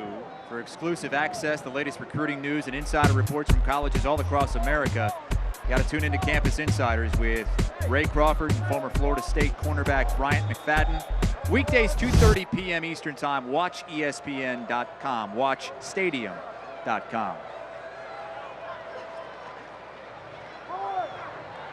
Baker near a 1st down. Give him 9. And he's, I tell you, man, his shiftiness. Knocking on the door. He really is. I mean, he's going to break a big one here soon. That shiftiness and that ability to be able to cut on a dime. I mean, he's getting all the way back to the right side of the formation, cutting behind his right tackle, Matt Noor. Over 70 yards rushing now for Baker. And he'll add to it. 1st down and a gain of 4. They need to keep giving him opportunities for sure. This is one of those situations where it's unfortunate for DeAndre Furby. We talked about him at the top being an impact player. The fact that he's not in gives a guy like Quentin Baker more opportunities. And Baker's really making himself eligible for playing time regardless of when Furby comes back. 17 carries already for Quentin Baker. And he did not play in the season opener. Again, the give is to Baker. Another 6 yards on 1st down.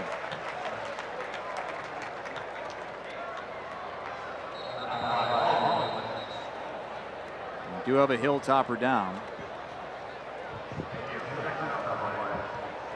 That is Baker.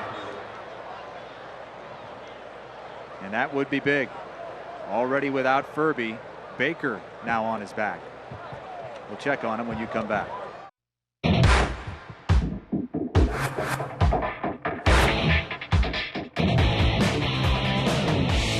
DeAndre Furby, who we thought we were going to see tonight, but did not dress with an ankle injury, so they're already without him. And his 2 touchdowns on the season. And now Quentin Baker has gone out of the game. It looked like he may have taken a shot in the ribs. I'm not exactly sure what happened to him there. Jordan Baldwin was the guy who came up and made the hit. And he's out, which means Marquez Trigg is kind of by himself at this point at the running back position. Legal procedure. That one's going on the offense. So from 2nd and 4 to 2nd and 9. False start. Offense number 19. 5-yard penalty, 2nd down. That's Dion Yelder, the tight end. And those are always tough to swallow coming out of a break in the action like that when you have, whether it's a timeout or after a score or an injury timeout. So 2nd and 9, the wind's kind of been taken out of this place. No offense at all in the second half, and Western Kentucky hasn't done much since the opening quarter. Smith to Trigg. He is smoked at the 45-yard line. Big ol' hit stick. Another flag, though. It looks like we got another guy down, too, for the Bulldogs. That's Aaron Roberson.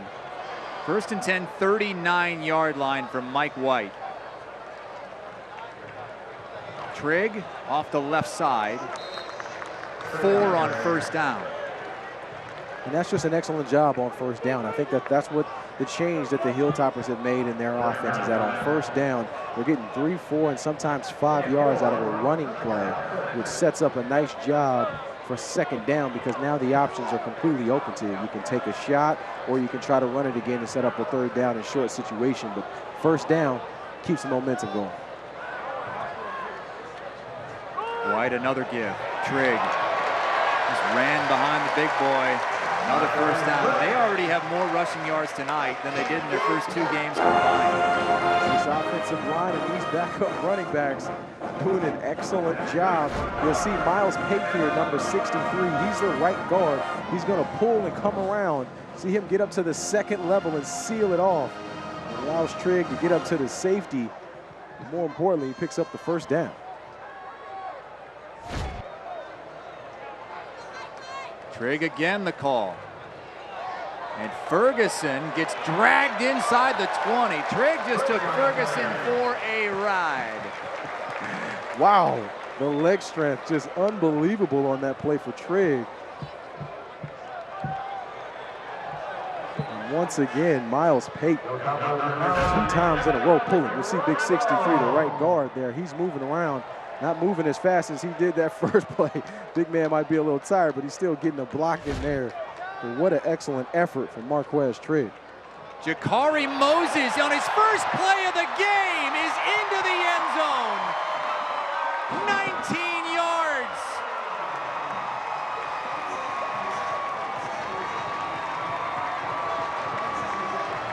Apparently Louisiana Tech didn't know he was in there. He did change his number. He was number 22. They changed him to 29. He certainly did. You'll see Russell Ferris, 31. He takes an inside track. He's the outside man of the formation, meaning he's supposed to keep containment. But at the linebacker position, he goes inside, thinking that the run was coming inside, and they left no one on the outside. Easy walk-in touchdown. And the extra point to make it a 2-possession game. It's good. He wasn't on the 3 deep. Way down the list indeed, but the Hilltoppers have lost a number of running backs. We talked a lot about Furby and then Baker going down. That means that guys like Moses are going to get opportunities. Now a chat with the offensive coordinator. Some good job, young man. Thank you, Junior Adams. Western Kentucky with back-to-back 11-plus win seasons. And look at the company in FBS play. Bama, Clemson, Ohio State, Oklahoma, and San Diego State. Those are the only teams that have 11 wins in back-to-back seasons. I tell you, man, that is some good company to be in indeed. They've had a lot of success around Bowling Green, Kentucky.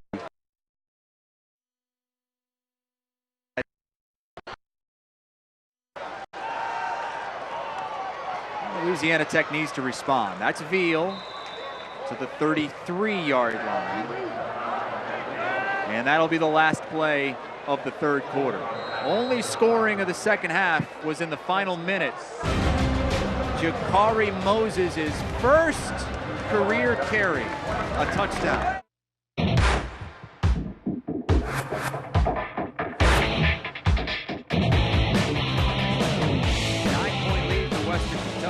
Skip Holtz needs his redshirt sophomore quarterback, Jamar Smith, to get something done here in the final quarter. Breaking a new quarterback in for the first time in a while.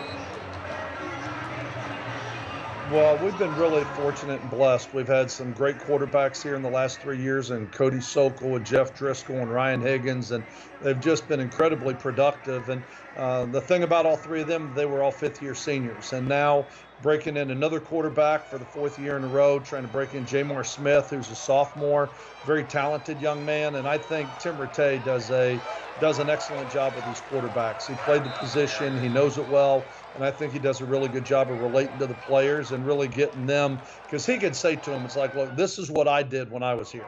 This is what I did when I was in this situation. And I think he's really got their attention, and he does a great job with those guys. Well, quarterback couldn't do much there. That Western Kentucky defense coming up big. Devin Key and company making the stop on 3rd and short, and now Louisiana Tech is likely going to have to punt. 2 big-time plays on defense by this interior defensive line to force the 4th down. Chris Johnson and Heath Wiggins causing havoc on the inside, forcing the punt. And that's certainly something that you don't want to do when you're a young quarterback in that kind of situation.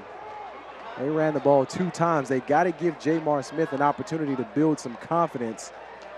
They're just not doing that right now. And a delay of game penalty. I mean, they were all out of sorts. 5-yard penalty, 4th down. Had guys we're seeing running on, running right off. Now, yeah.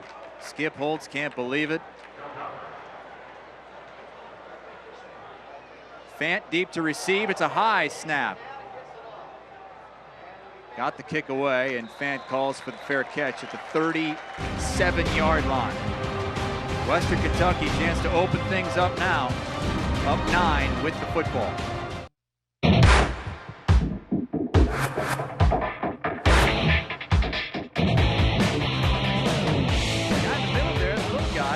Quentin Baker has his helmet back on.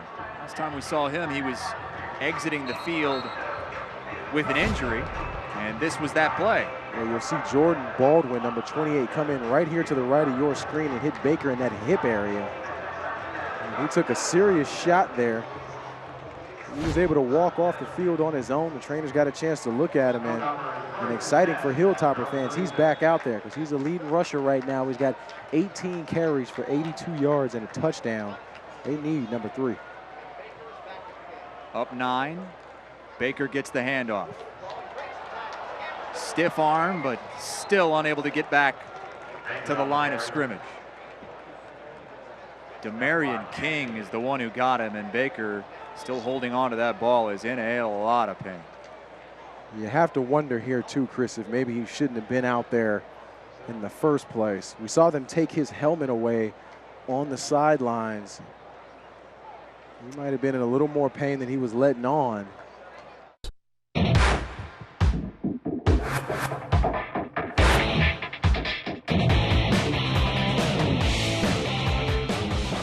Baker is up, but this looks like it will indeed be the end of the night as they take him off the field for the 2nd time in as many plays for him. And you see him with the stiff arm there on Garner, and it almost looks like while he's stumbling, something happens because he was kind of going down. I hate to see a guy go down, especially with the night that Baker has had, but he's most likely done.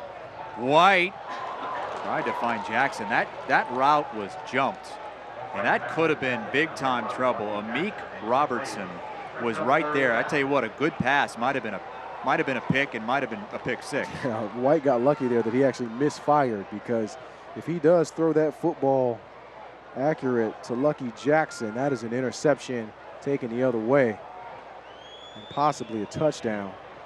But a 3rd down and long situation here now. Jackson's at the bottom of your screen. He's number 11. Fant in motion now, slot to the right. A big jump off that left side of the line, and a marker flies as White throws it away. There's a flag on the play. There's Baker. In a lot of pain. You can tell he's got that head down. Upset. That first hit might still be causing issues. It's holding. Holding, offense number 69. The penalties declined, 4th down. Remember, Baker got hit in the hip rib area, exited the game. Western Kentucky did march down behind Marquez Trigg and Jakari Moses and scored a touchdown. But no such luck on this drive. Louisiana Tech's going to get it back and should have decent field position. Teddy Veal deep to receive, standing just inside his own 35-yard line. Jake Collins to punt. Really good kicker. Averaging about 43 yards a kick in his career. That's a line driver, and Veal lets it go. Down at the 20-yard line, but it was touched closer to the 25. Kind of a wounded duck, and Veal wasn't able to get up there and field it. Cost him some field position.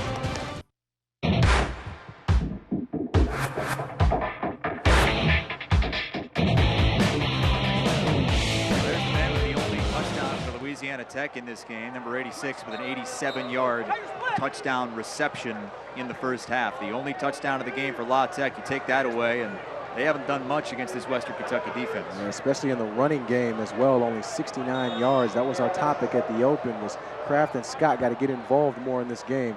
They've struggled on that end as well. The time is now for Jamar Smith. Pass off the mark, intended for Cam McKnight.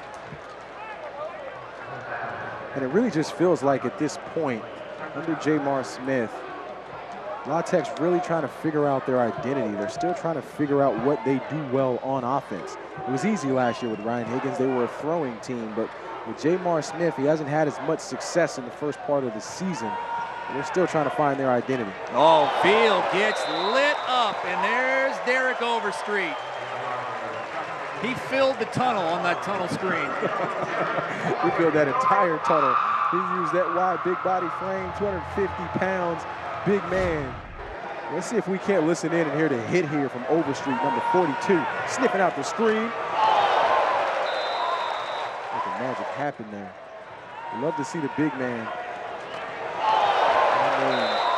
Oh, there's nowhere to go. That's a guy who's done his film study. He knows what's coming at him. He's a senior. He's seen it before.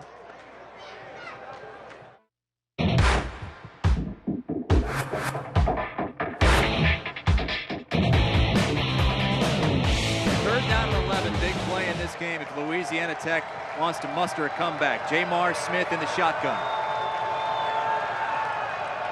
Has all day.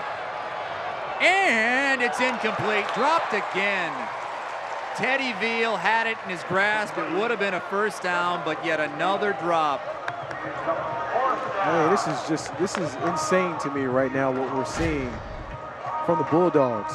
You see Jamar Smith all day. They only brought 3, so he's got the time to find his wide receiver. Great He's able throw. to thread the needle in between traffic, but another drop for Teddy Veal. We've seen Veal drop multiple passes. Burnett had a touchdown drop. If you just have fundamentals and catch the football, we're talking about a completely different game here, Chris. Fant, fair catch, 38-yard line.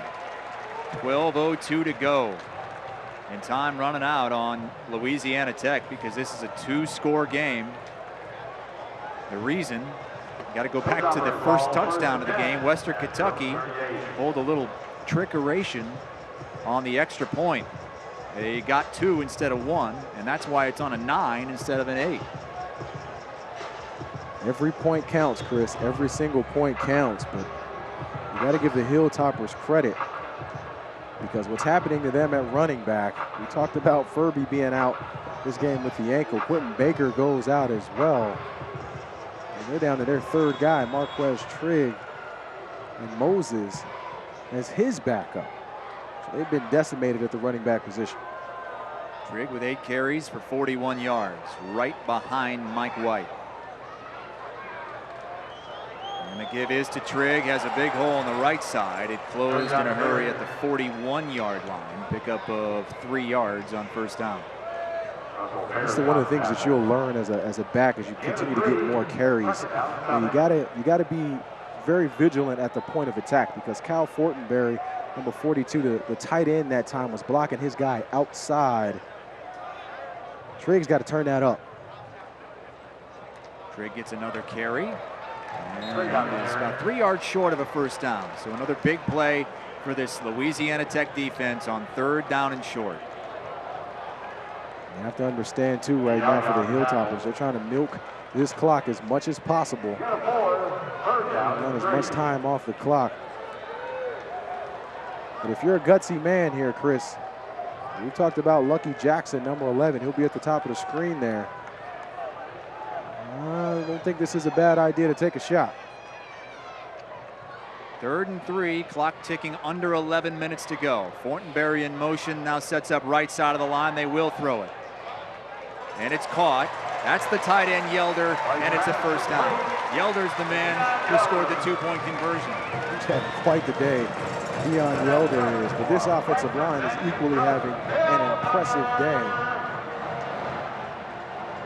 One of the impact players we talked about for La Tech was Jalen Ferguson, the defensive end. He's getting nowhere right now on this offensive line. No penetration whatsoever. That's changing the course of this game. Yelder with his team leading 6th reception of the game. White steps up, checks down, and Trigg is taken down. Pressure came, so he had to go down to Trigg. Not a bad idea. You can't afford a mistake here if you're Western Kentucky. That might be the only way Louisiana Tech can win this football game, is with a big play on defense or special teams. The way this Western Kentucky defense is playing. I know they benefited from some drops. But that defense for the Hilltoppers and Clayton White going from that 4-3 to the 4-2-5 has really changed things. Trigg gets blown up again in the backfield. And again, it's Jalen Ferguson. We talked about him not getting anywhere the last 2 plays. I feel like he hurt us from up top here. He said, don't forget about me, guys. You'll see Ferguson. He'll be to the right of the screen. Just going to come untouched on the outside. That is a miscommunication by the offensive line. Jimmy Sims has got to wash out to at least slow him down some instead of going up to the next level. Those are some of the issues they were having last week at Illinois. The issues at that left tackle position. They had some catastrophic breakdowns. That's why they opened up the competition between Sims and Parker Howell. That cost them some yards. 3rd down and 7. Blitz coming, and they'll get to him. And force a punt. Brandon Derman out of Tyler, Texas. Well, this is unfortunate if you're the Hilltoppers, because this is what happens when you got your 4th string running back in the game. Somebody who's not as experienced out there in Moses, number 29. It's his responsibility to pick up any backer that comes untouched. Watch 44 here, Brandon Durham.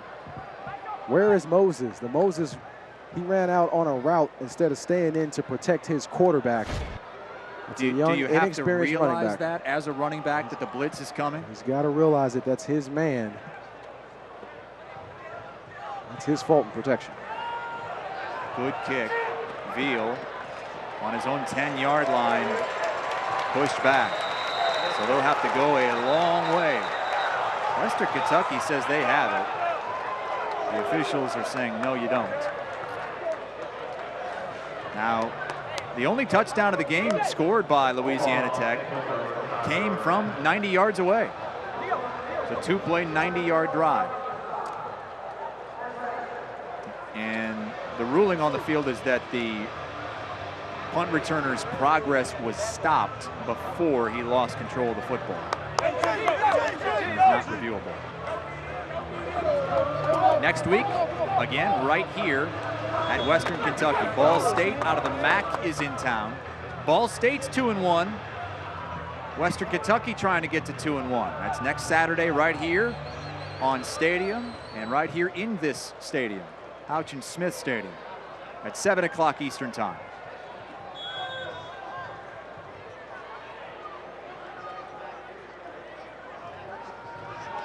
Smith fakes the handoff, pump fakes, and oh boy!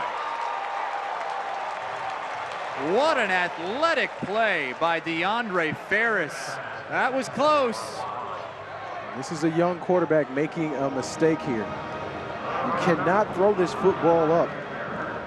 He had pressure in his face. He pulled it down. Didn't feel like he needed to throw it and then just lobbed it up off his back foot here. You can't do this as a quarterback. You'll see Smith get the ball. He wants to look at his target, sees he's not there, and then takes a step back, throwing off his back foot. That could have been extremely costly. That one is hauled in for the first down. Dazon Oliver. Nice job getting low and making the catch, securing it for the first down. They have got to help their quarterback, Jamar Smith, at the wide receiver position with catching the ball and running nice routes. The draw play and all kinds of running room for Jared Kraft, who's still on his feet outside of the 45-yard line. 24 yards on the carry, and they had that Western Kentucky defense fooled, and Derek Overstreet is real slow to get up. He's up now and walking back to the line of scrimmage, and Louisiana Tech's ready to go. Yeah, Ethan Reed is the guy who makes the block here. Look at the center, number 61. He makes this hole gigantic behind him by bulldozing Evan Sainer. Big time play from the center. And finally some room for Jared Kraft to run. Kraft out, Scott in. Through the hands of Veal again. And there were two receivers right there in that same line of sight. This is a rifle by Jamar Smith here. He throws this ball. Eddie Veal wasn't exactly sure whether it was coming to him or not. But truthfully, I think Jamar Smith has done some good things today, Chris. They just really haven't helped him. The drop passes for starters, and the running game has almost been non-existent for the majority of the game as well. It's caught! A diving catch from Bonnet. And he's shaken up. Might have landed on the football. Rashid Bonnet is that speedster. The track star in high school, won the 100-meter dash and makes another big play. Had that 87-yard touchdown catch in the first half. The guys whose name we haven't called at all for the Bulldogs is Marcus Gaines, number 16. He's on the outside at the top of the formation. Smith looking right, now left, throwing end zone, incomplete. There he was, Gaines. They went to him. And penalty markers on the field behind the line of scrimmage. And these came late. It's all in the backfield, which is never a good sign for the offense.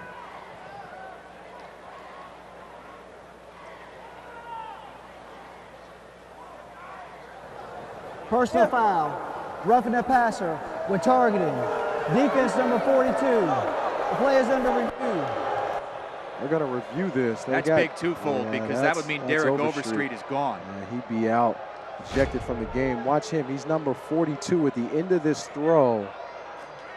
It does seem as if he lunges with that head, hit Jamar Smith in the chest. The targeting rule says as such, you can't lunge at a guy, and the crown of your helmet can't be the first thing to make contact. That's what the new rule says. Wasn't your prototypical targeting play. A lot of times you see a guy get blown up.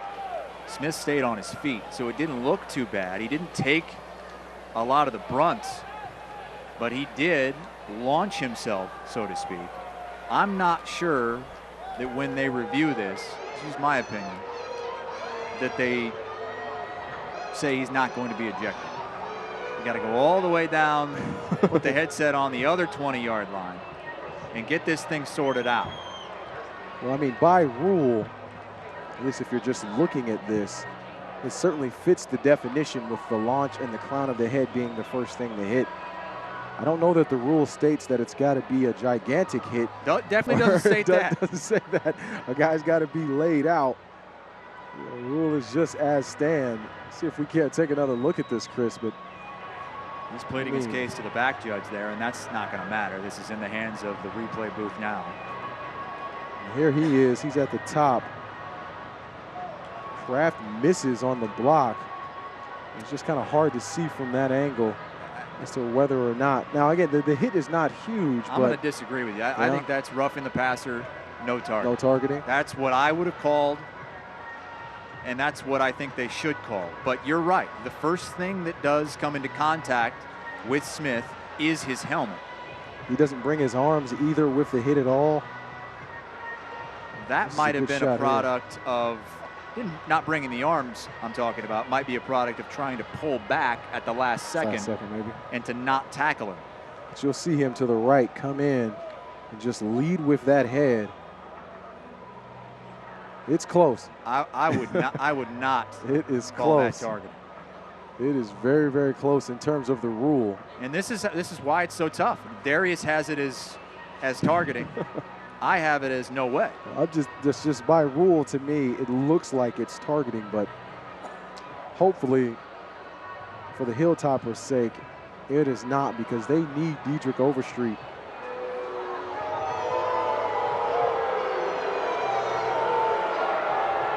The fans are booing right now. They're waiting for the referee to announce the call, Rodney Barnett.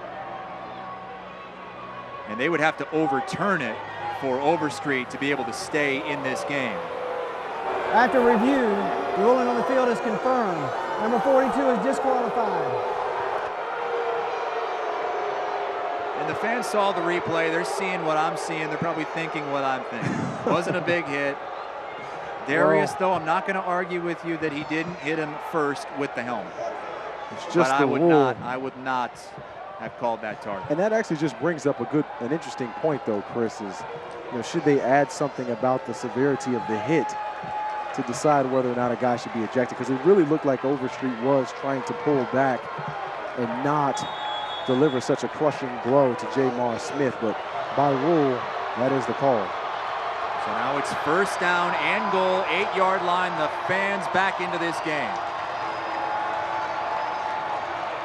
Smith keeps, looks, end zone, batted away. Joe Brown, great coverage.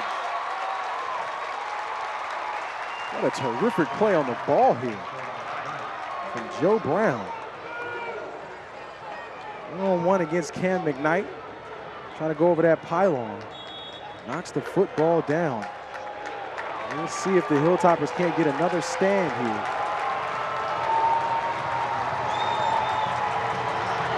We got to look at Cam McKnight, number 15. He's in the slot at the top of the screen. He's to the field too, so he's got a lot of space to work with. Smith hollering out at the line. Still plenty of time on the play clock.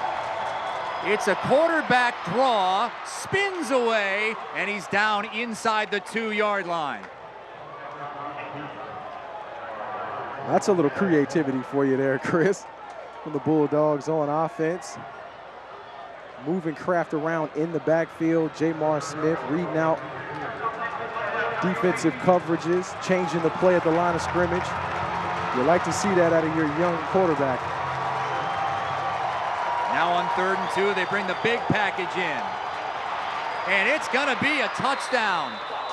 The handoff to Cam McKnight, the wide receiver, with his 9th touchdown run on 18 career carries. The big package works again. This is the 2nd week in a row that they run this package. They bring McKnight into the backfield with both Jarrett Kraft and Boston Scott. You think that one of the running backs is going to get it, but they hand it off to the big McKnight, using that 6'2", 222-pound frame to walk it in the end zone. Had a touchdown run against Mississippi State, and another one there. The extra point makes it a 2-point game. 22-20, 6:08 to play.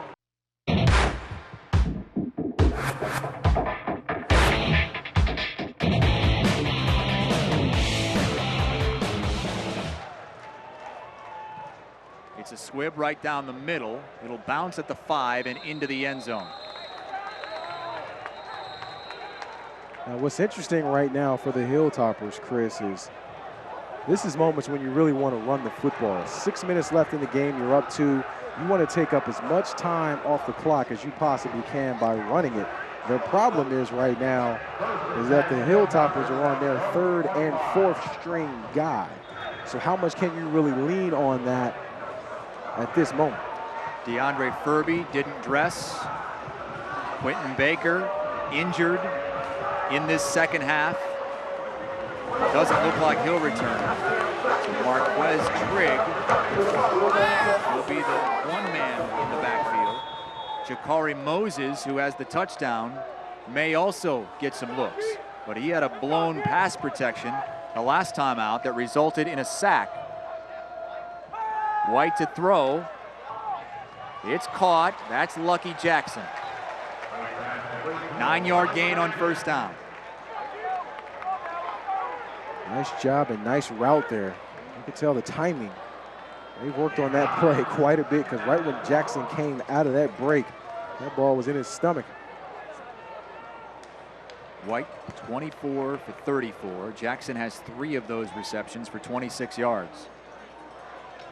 Still surprising that we've yet to see a touchdown pass from Mike White. Had the touchdown run in the first quarter, but just 1 touchdown pass in now nearly 3 games this season. Nothing doing up the middle. Trigg gets thrown back. Jalen Ferguson was in there.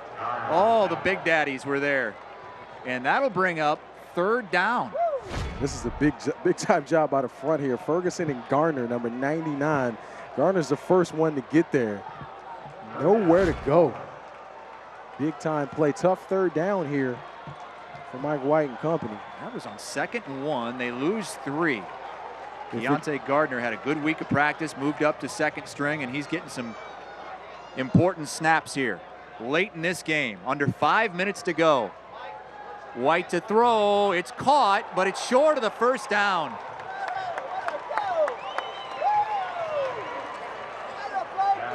And they'll have to kick it away. They're going to have to punt this. They're absolutely going to have to punt this, but you have to wonder, not having your starting running back or your 2nd string running back in the game, not having them available, how does that affect the play calling? We saw 2 straight passes there from the Hilltoppers. And Louisiana Tech would need just a field goal and a great kicker in their arsenal. The punter is Jake Collins. Good kick. 22-yard line is where Veal makes the fair catch. And now Louisiana Tech had that offense clicking. A sustained drive, one of the few they've had in this game last time out. And now all they need is a field goal to take the lead with 4:20 to go. You're just talking about momentum is what you're talking about here, Chris. It is on the Bulldogs' side. 4 minutes left is plenty of time. And let's take a look at that last drive. We'll see Kraft. He's going to take this up the field. Good blocking up front by the big man. And then, of course, the biggest play, probably the 2nd biggest play of the night for Burnett. And then the TD from Cam McKnight on the outside in that big package. That is what made this game a 1-possession game and has put the Bulldogs in an opportunity to be able to take the lead late. Jared Kraft is the running back. They fake to him. Hit as he throws, going deep and overshoots Burnett. You know, I'm really surprised here on defense for the Hilltoppers. Not bracketing or double covering Burnett. I mean, he's the deep threat. He's obviously the guy they're going to, but you'll see out here, he's in one-on-one coverage again. Oh boy, he had him beat. And he had him beat. He had him beat again. So, I mean, if I am the Hilltoppers on defense, I'm bracketing Burnett every time he is in the game. He's going to have a safety over the top every single time. Not in the game on this play. 2nd down and 10, no running backs. Pressure coming again, gets rid of it to Kraft. He's got the first down and a pickup of 18 yards. This is what makes these 2 running backs so dangerous. But Messiah White, number 25, He gets lost in coverage here. He's supposed to have Kraft out of the backfield. You see him coming to the screen there, trying to make a play at the end. Not sure where his eyes were, but he missed his responsibility on that play. They go to Scott. Same play where Kraft picked up 20 last drive. This one good for 7, but a whistle. Somebody lost the lid, and that is Boston Scott. He's trying to stay out there, but he's got to come out. You can't do that, buddy boy. It doesn't work that way anymore. Now, you can stay out if your team wants to burn a timeout, but that's not going to happen. Not when you have a guy like Jared Kraft to go back in there. 2nd and 3, 45-yard line. Going down for Bonnet again, and it's intercepted! It's picked off by Joe Brown.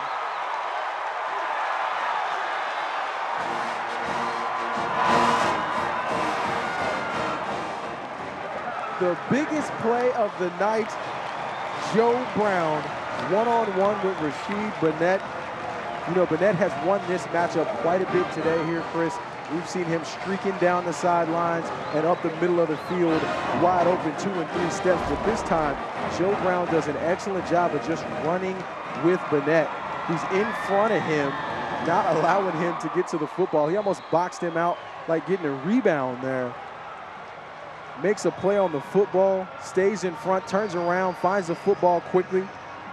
I mean, that is textbook coverage from the senior cornerback. Very impressed with Brown being able to turn around last second, locate the ball, and haul it in all the way through. Had that big pass deflection in the end zone last drive. Joe Brown, the senior, making one of the biggest plays of his career. Not over yet. Still 3:31 to play in this game. La Tech with 2 timeouts. Trigg up the middle for a handful. You have to wonder here, too, for Skip Holtz, when do you start to burn those timeouts? Give yourself a chance to get the football back. And you need Jamar Smith's head in this game, too, because you might need him for a potential game-winning drive once more. Clock is moving. 3 minutes to go in this game, 15 on the play clock. 2nd down and 7.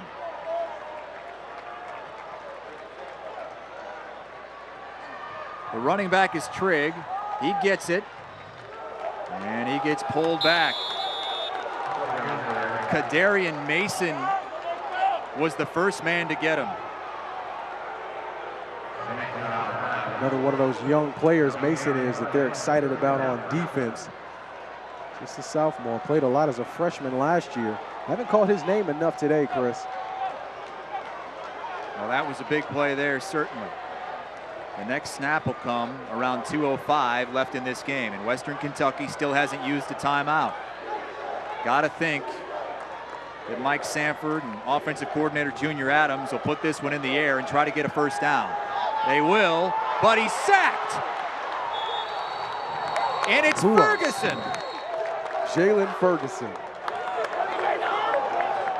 Continuing to make an impact on that defensive line. It looked like Skip Holtz called the timeout there too. Perfect timing to use it.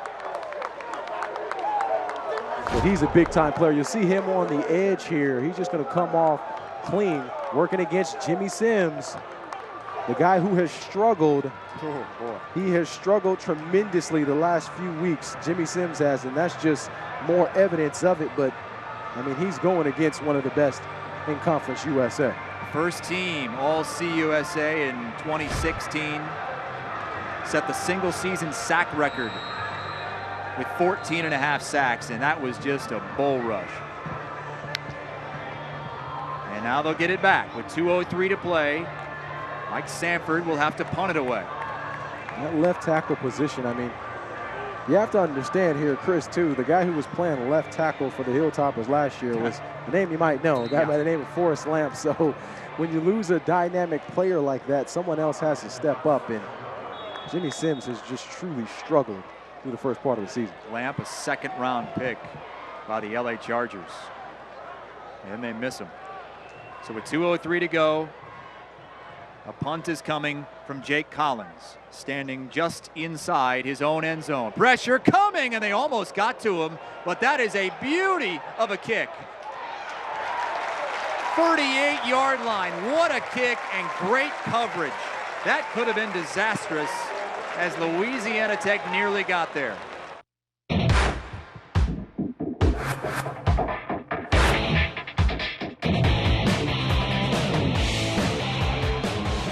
Tulane in receptions with 46 a couple of years ago. Leads his team in receptions tonight with 8, but he has a few drops as well. Smith to throw, and there's Hardy. And he sneaks down the sideline for close to 10 more. A pickup of 18 total, but he made that catch at the sticks and made a man miss. Well, this is just good timing right here by Jamar Smith, being in sync with his wide receiver. Right as he comes out of the break, that ball is there. And then the shiftiness on the outside boundary there, getting up the field, picking up more yards.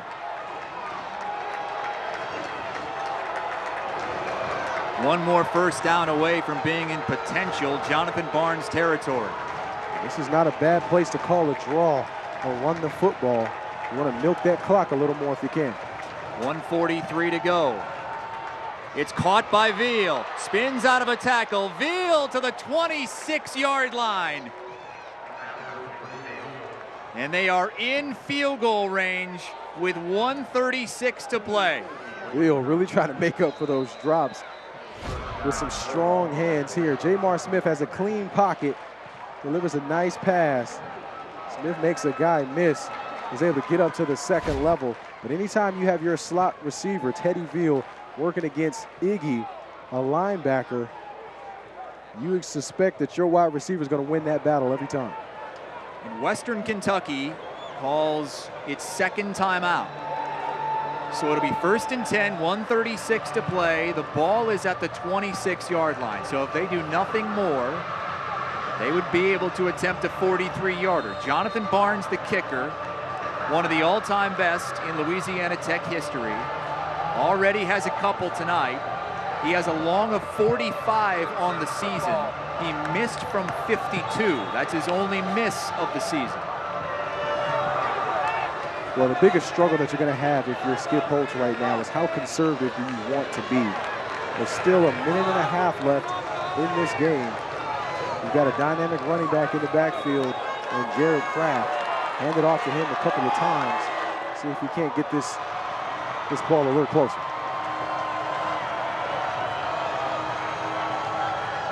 Smith signaling right and left. Snap. The throw is deflected. Landed at the feet of Veal. And that keeps the clock stopped. And that can work both ways here, because I know Western Kentucky is going to want time on the other end if La Tech can make a field goal. But La Tech also wants time to get a few yards. It's really, really tricky. I mean, if it's me, you got a guy like Jerry Kraft in there, hand the football off to him to try to see if you can't get this closer. They do. They are getting closer. Inside the 20, and that's a horse collar. It'll be 1st and goal inside the 10-yard line for Louisiana Tech. And that has to be the worst thing that could happen for the Hilltoppers on defense. Personal foul, horse collar tackle, defense number 56. Penalties half the distance to the goal, automatic first down. They call it on Evan Sainer. They got 56. He's going to be on the inside here. Evan Sainer. He's going to come towards the end of this play. Nice job blocking up front. And Michael Rodriguez there. And Sainer trying to make a play. Didn't mean to grab the horse collar. It happens sometimes, and that's just unfortunate for the Red Shirt Junior. 1st and 10, ball just inside the 9-yard line. Beg your pardon, not 1st and 10, but 1st and goal inside the 9-yard line.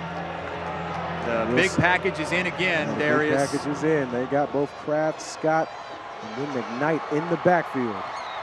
It's Kraft the carry inside the 5. If I'm Western Kentucky, I'm letting them score. because if not, it's an extra point to win the game. At least if you let them score, you have a chance. You would have had close to a minute. Such a tough situation to be in if you're Western Kentucky. Because conventional wisdom says that maybe there's a chance you can block a field goal, or the pressure might be enough for him to miss it. But giving up a touchdown is such a tough thing to ask a defense or a team to do. But they're staying in that big package for the Bulldogs. The tee, and they give it again to Kraft. He's thrown back at the 4-yard line. Clock moving, 10 seconds. I'm gonna let this thing run down and leave it in Barnes' hands. And for some reason, Western Kentucky called that timeout. 5 seconds to go. Skip Holtz talking to his kicker. It was at the end of the first half that Mike Sanford tried to ice the Louisiana Tech kicker Barnes. I think Louisiana Tech's gonna run one more offensive play. Well, they have that extra timeout. I don't know that I they would didn't risk have that. to use it. Yeah, now Barnes comes running out. No They way. thought about it. They no thought way about it I for would a do second. that. They're gonna run one play, try to get down. But this is it, ladies and gentlemen. This is it. Louisiana Tech lost the Conference USA Championship game on this very field last December. They have a chance to win it with one of the best field goal kickers in program history, Jonathan Barnes. And the referees apparently are icing Barnes because Sanford doesn't have a timeout. They're going to review the last play. You see, Skip Holtz says, what is under review? Yeah. And why wouldn't they have reviewed it to begin with when the timeout was originally called? And a smile from Jonathan Barnes as he gets iced again.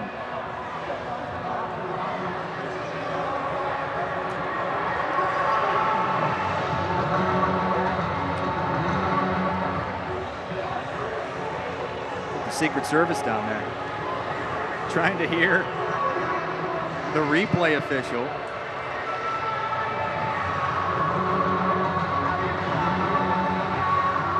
Still confusing as to what they are reviewing.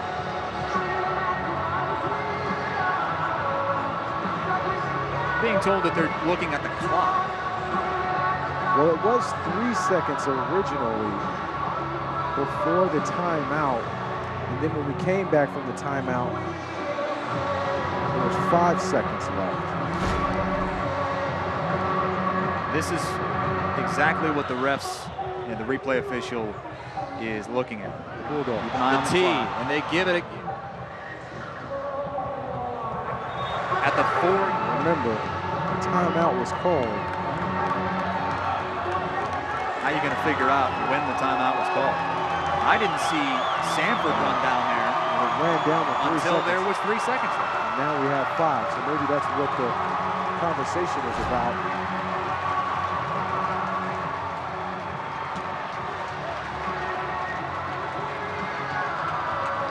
After review, the ruling on the field stands. The clock will be set at 5 seconds. All right, hard to see when that timeout came in, but 5 seconds it is. I guess the question is after the kick, is there still 1 second left?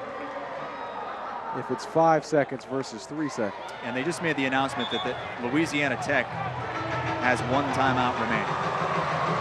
The scoreboard shows that Western Kentucky has a timeout remaining as well. The visor is off for Mike Sanford. Fans on their feet trying to will a miss or a block. From 21 yards, Louisiana Tech to steal one at Western Kentucky. And it's good. The first lead of the game for Louisiana Tech comes with 2 seconds to go. And I think that that's exactly why Mike Sanford was pushing for them to review the time, because at least he's got a special teams play left. If it were 3 seconds left on the clock, the game would be over. But Barnes, he's been tremendous in his career. So easy. Look at Skip Holtz there, trying to hold back the excitement a little bit. He thought maybe he'd be able to walk across and shake some hands do and the get out of here. handshake and get the heck out of Dodge. This is an amazing comeback. It wasn't like they're down by 20, 25 points or anything, but I turned to you at one point during the commercial break around the start of the fourth quarter and said, this one feels like it's over. Western Kentucky had the ball. It seemed like at any moment they were going to score a touchdown, make it a 3-possession game, and be done with it. It never happened. Yeah, well, you have to think about what happened in the second half for Western Kentucky losing Quentin Baker. To me, that was the biggest loss for them, was in the second half when Baker goes out. The running game was completely obliterated. There was nothing there. They got nothing on the ground. No help for Mike White at all on the ground in the second half for Western Kentucky. And truly, to me, that was the difference, which is really what allowed La Tech to put some points up on the board. That's a good call, and they also lost Derek Overstreet to the targeting penalty. Skip Holtz calls a timeout. Calls his final timeout because he wanted to see how Western Kentucky set up. Towner's deep, 2 seconds to play. It's a swibber. Fant boots it, tosses. Towner trying to squirt through, still on his feet. Towner to the outside. Towner's got the sideline, got to get rid of it. He does. And now it's over. A little bit of a spark there in the end, Chris. But what an amazing comeback for the Bulldogs. 23-22, Skip Holtz beats his buddy. First-year head coach Mike Sanford, second youngest FBS coach in the country, goes down to the wily old veteran. Louisiana Tech hung in there, took advantage of major mistakes in the fourth quarter of this game, and comes into Western Kentucky and exercises the demons of sorts after losing here in the conference championship game. How about Jamar Smith? He grew up today, didn't he? He certainly did. 22 for 39, over 300 yards in the air, had the one touchdown. Had a terrific day. But I think you have to understand that for both teams, this wasn't necessarily a clean game, but per usual in this rivalry and in this matchup, we had another exciting contest. Next up for Louisiana Tech, at South Carolina next Saturday, while Western Kentucky gets Ball State right here in Bowling Green and right here on Stadium. We knew it was going to be a good game. We knew it wasn't going to be as high scoring as it had been. Thanks for joining us. For Darius Walker, I'm Chris Hassel.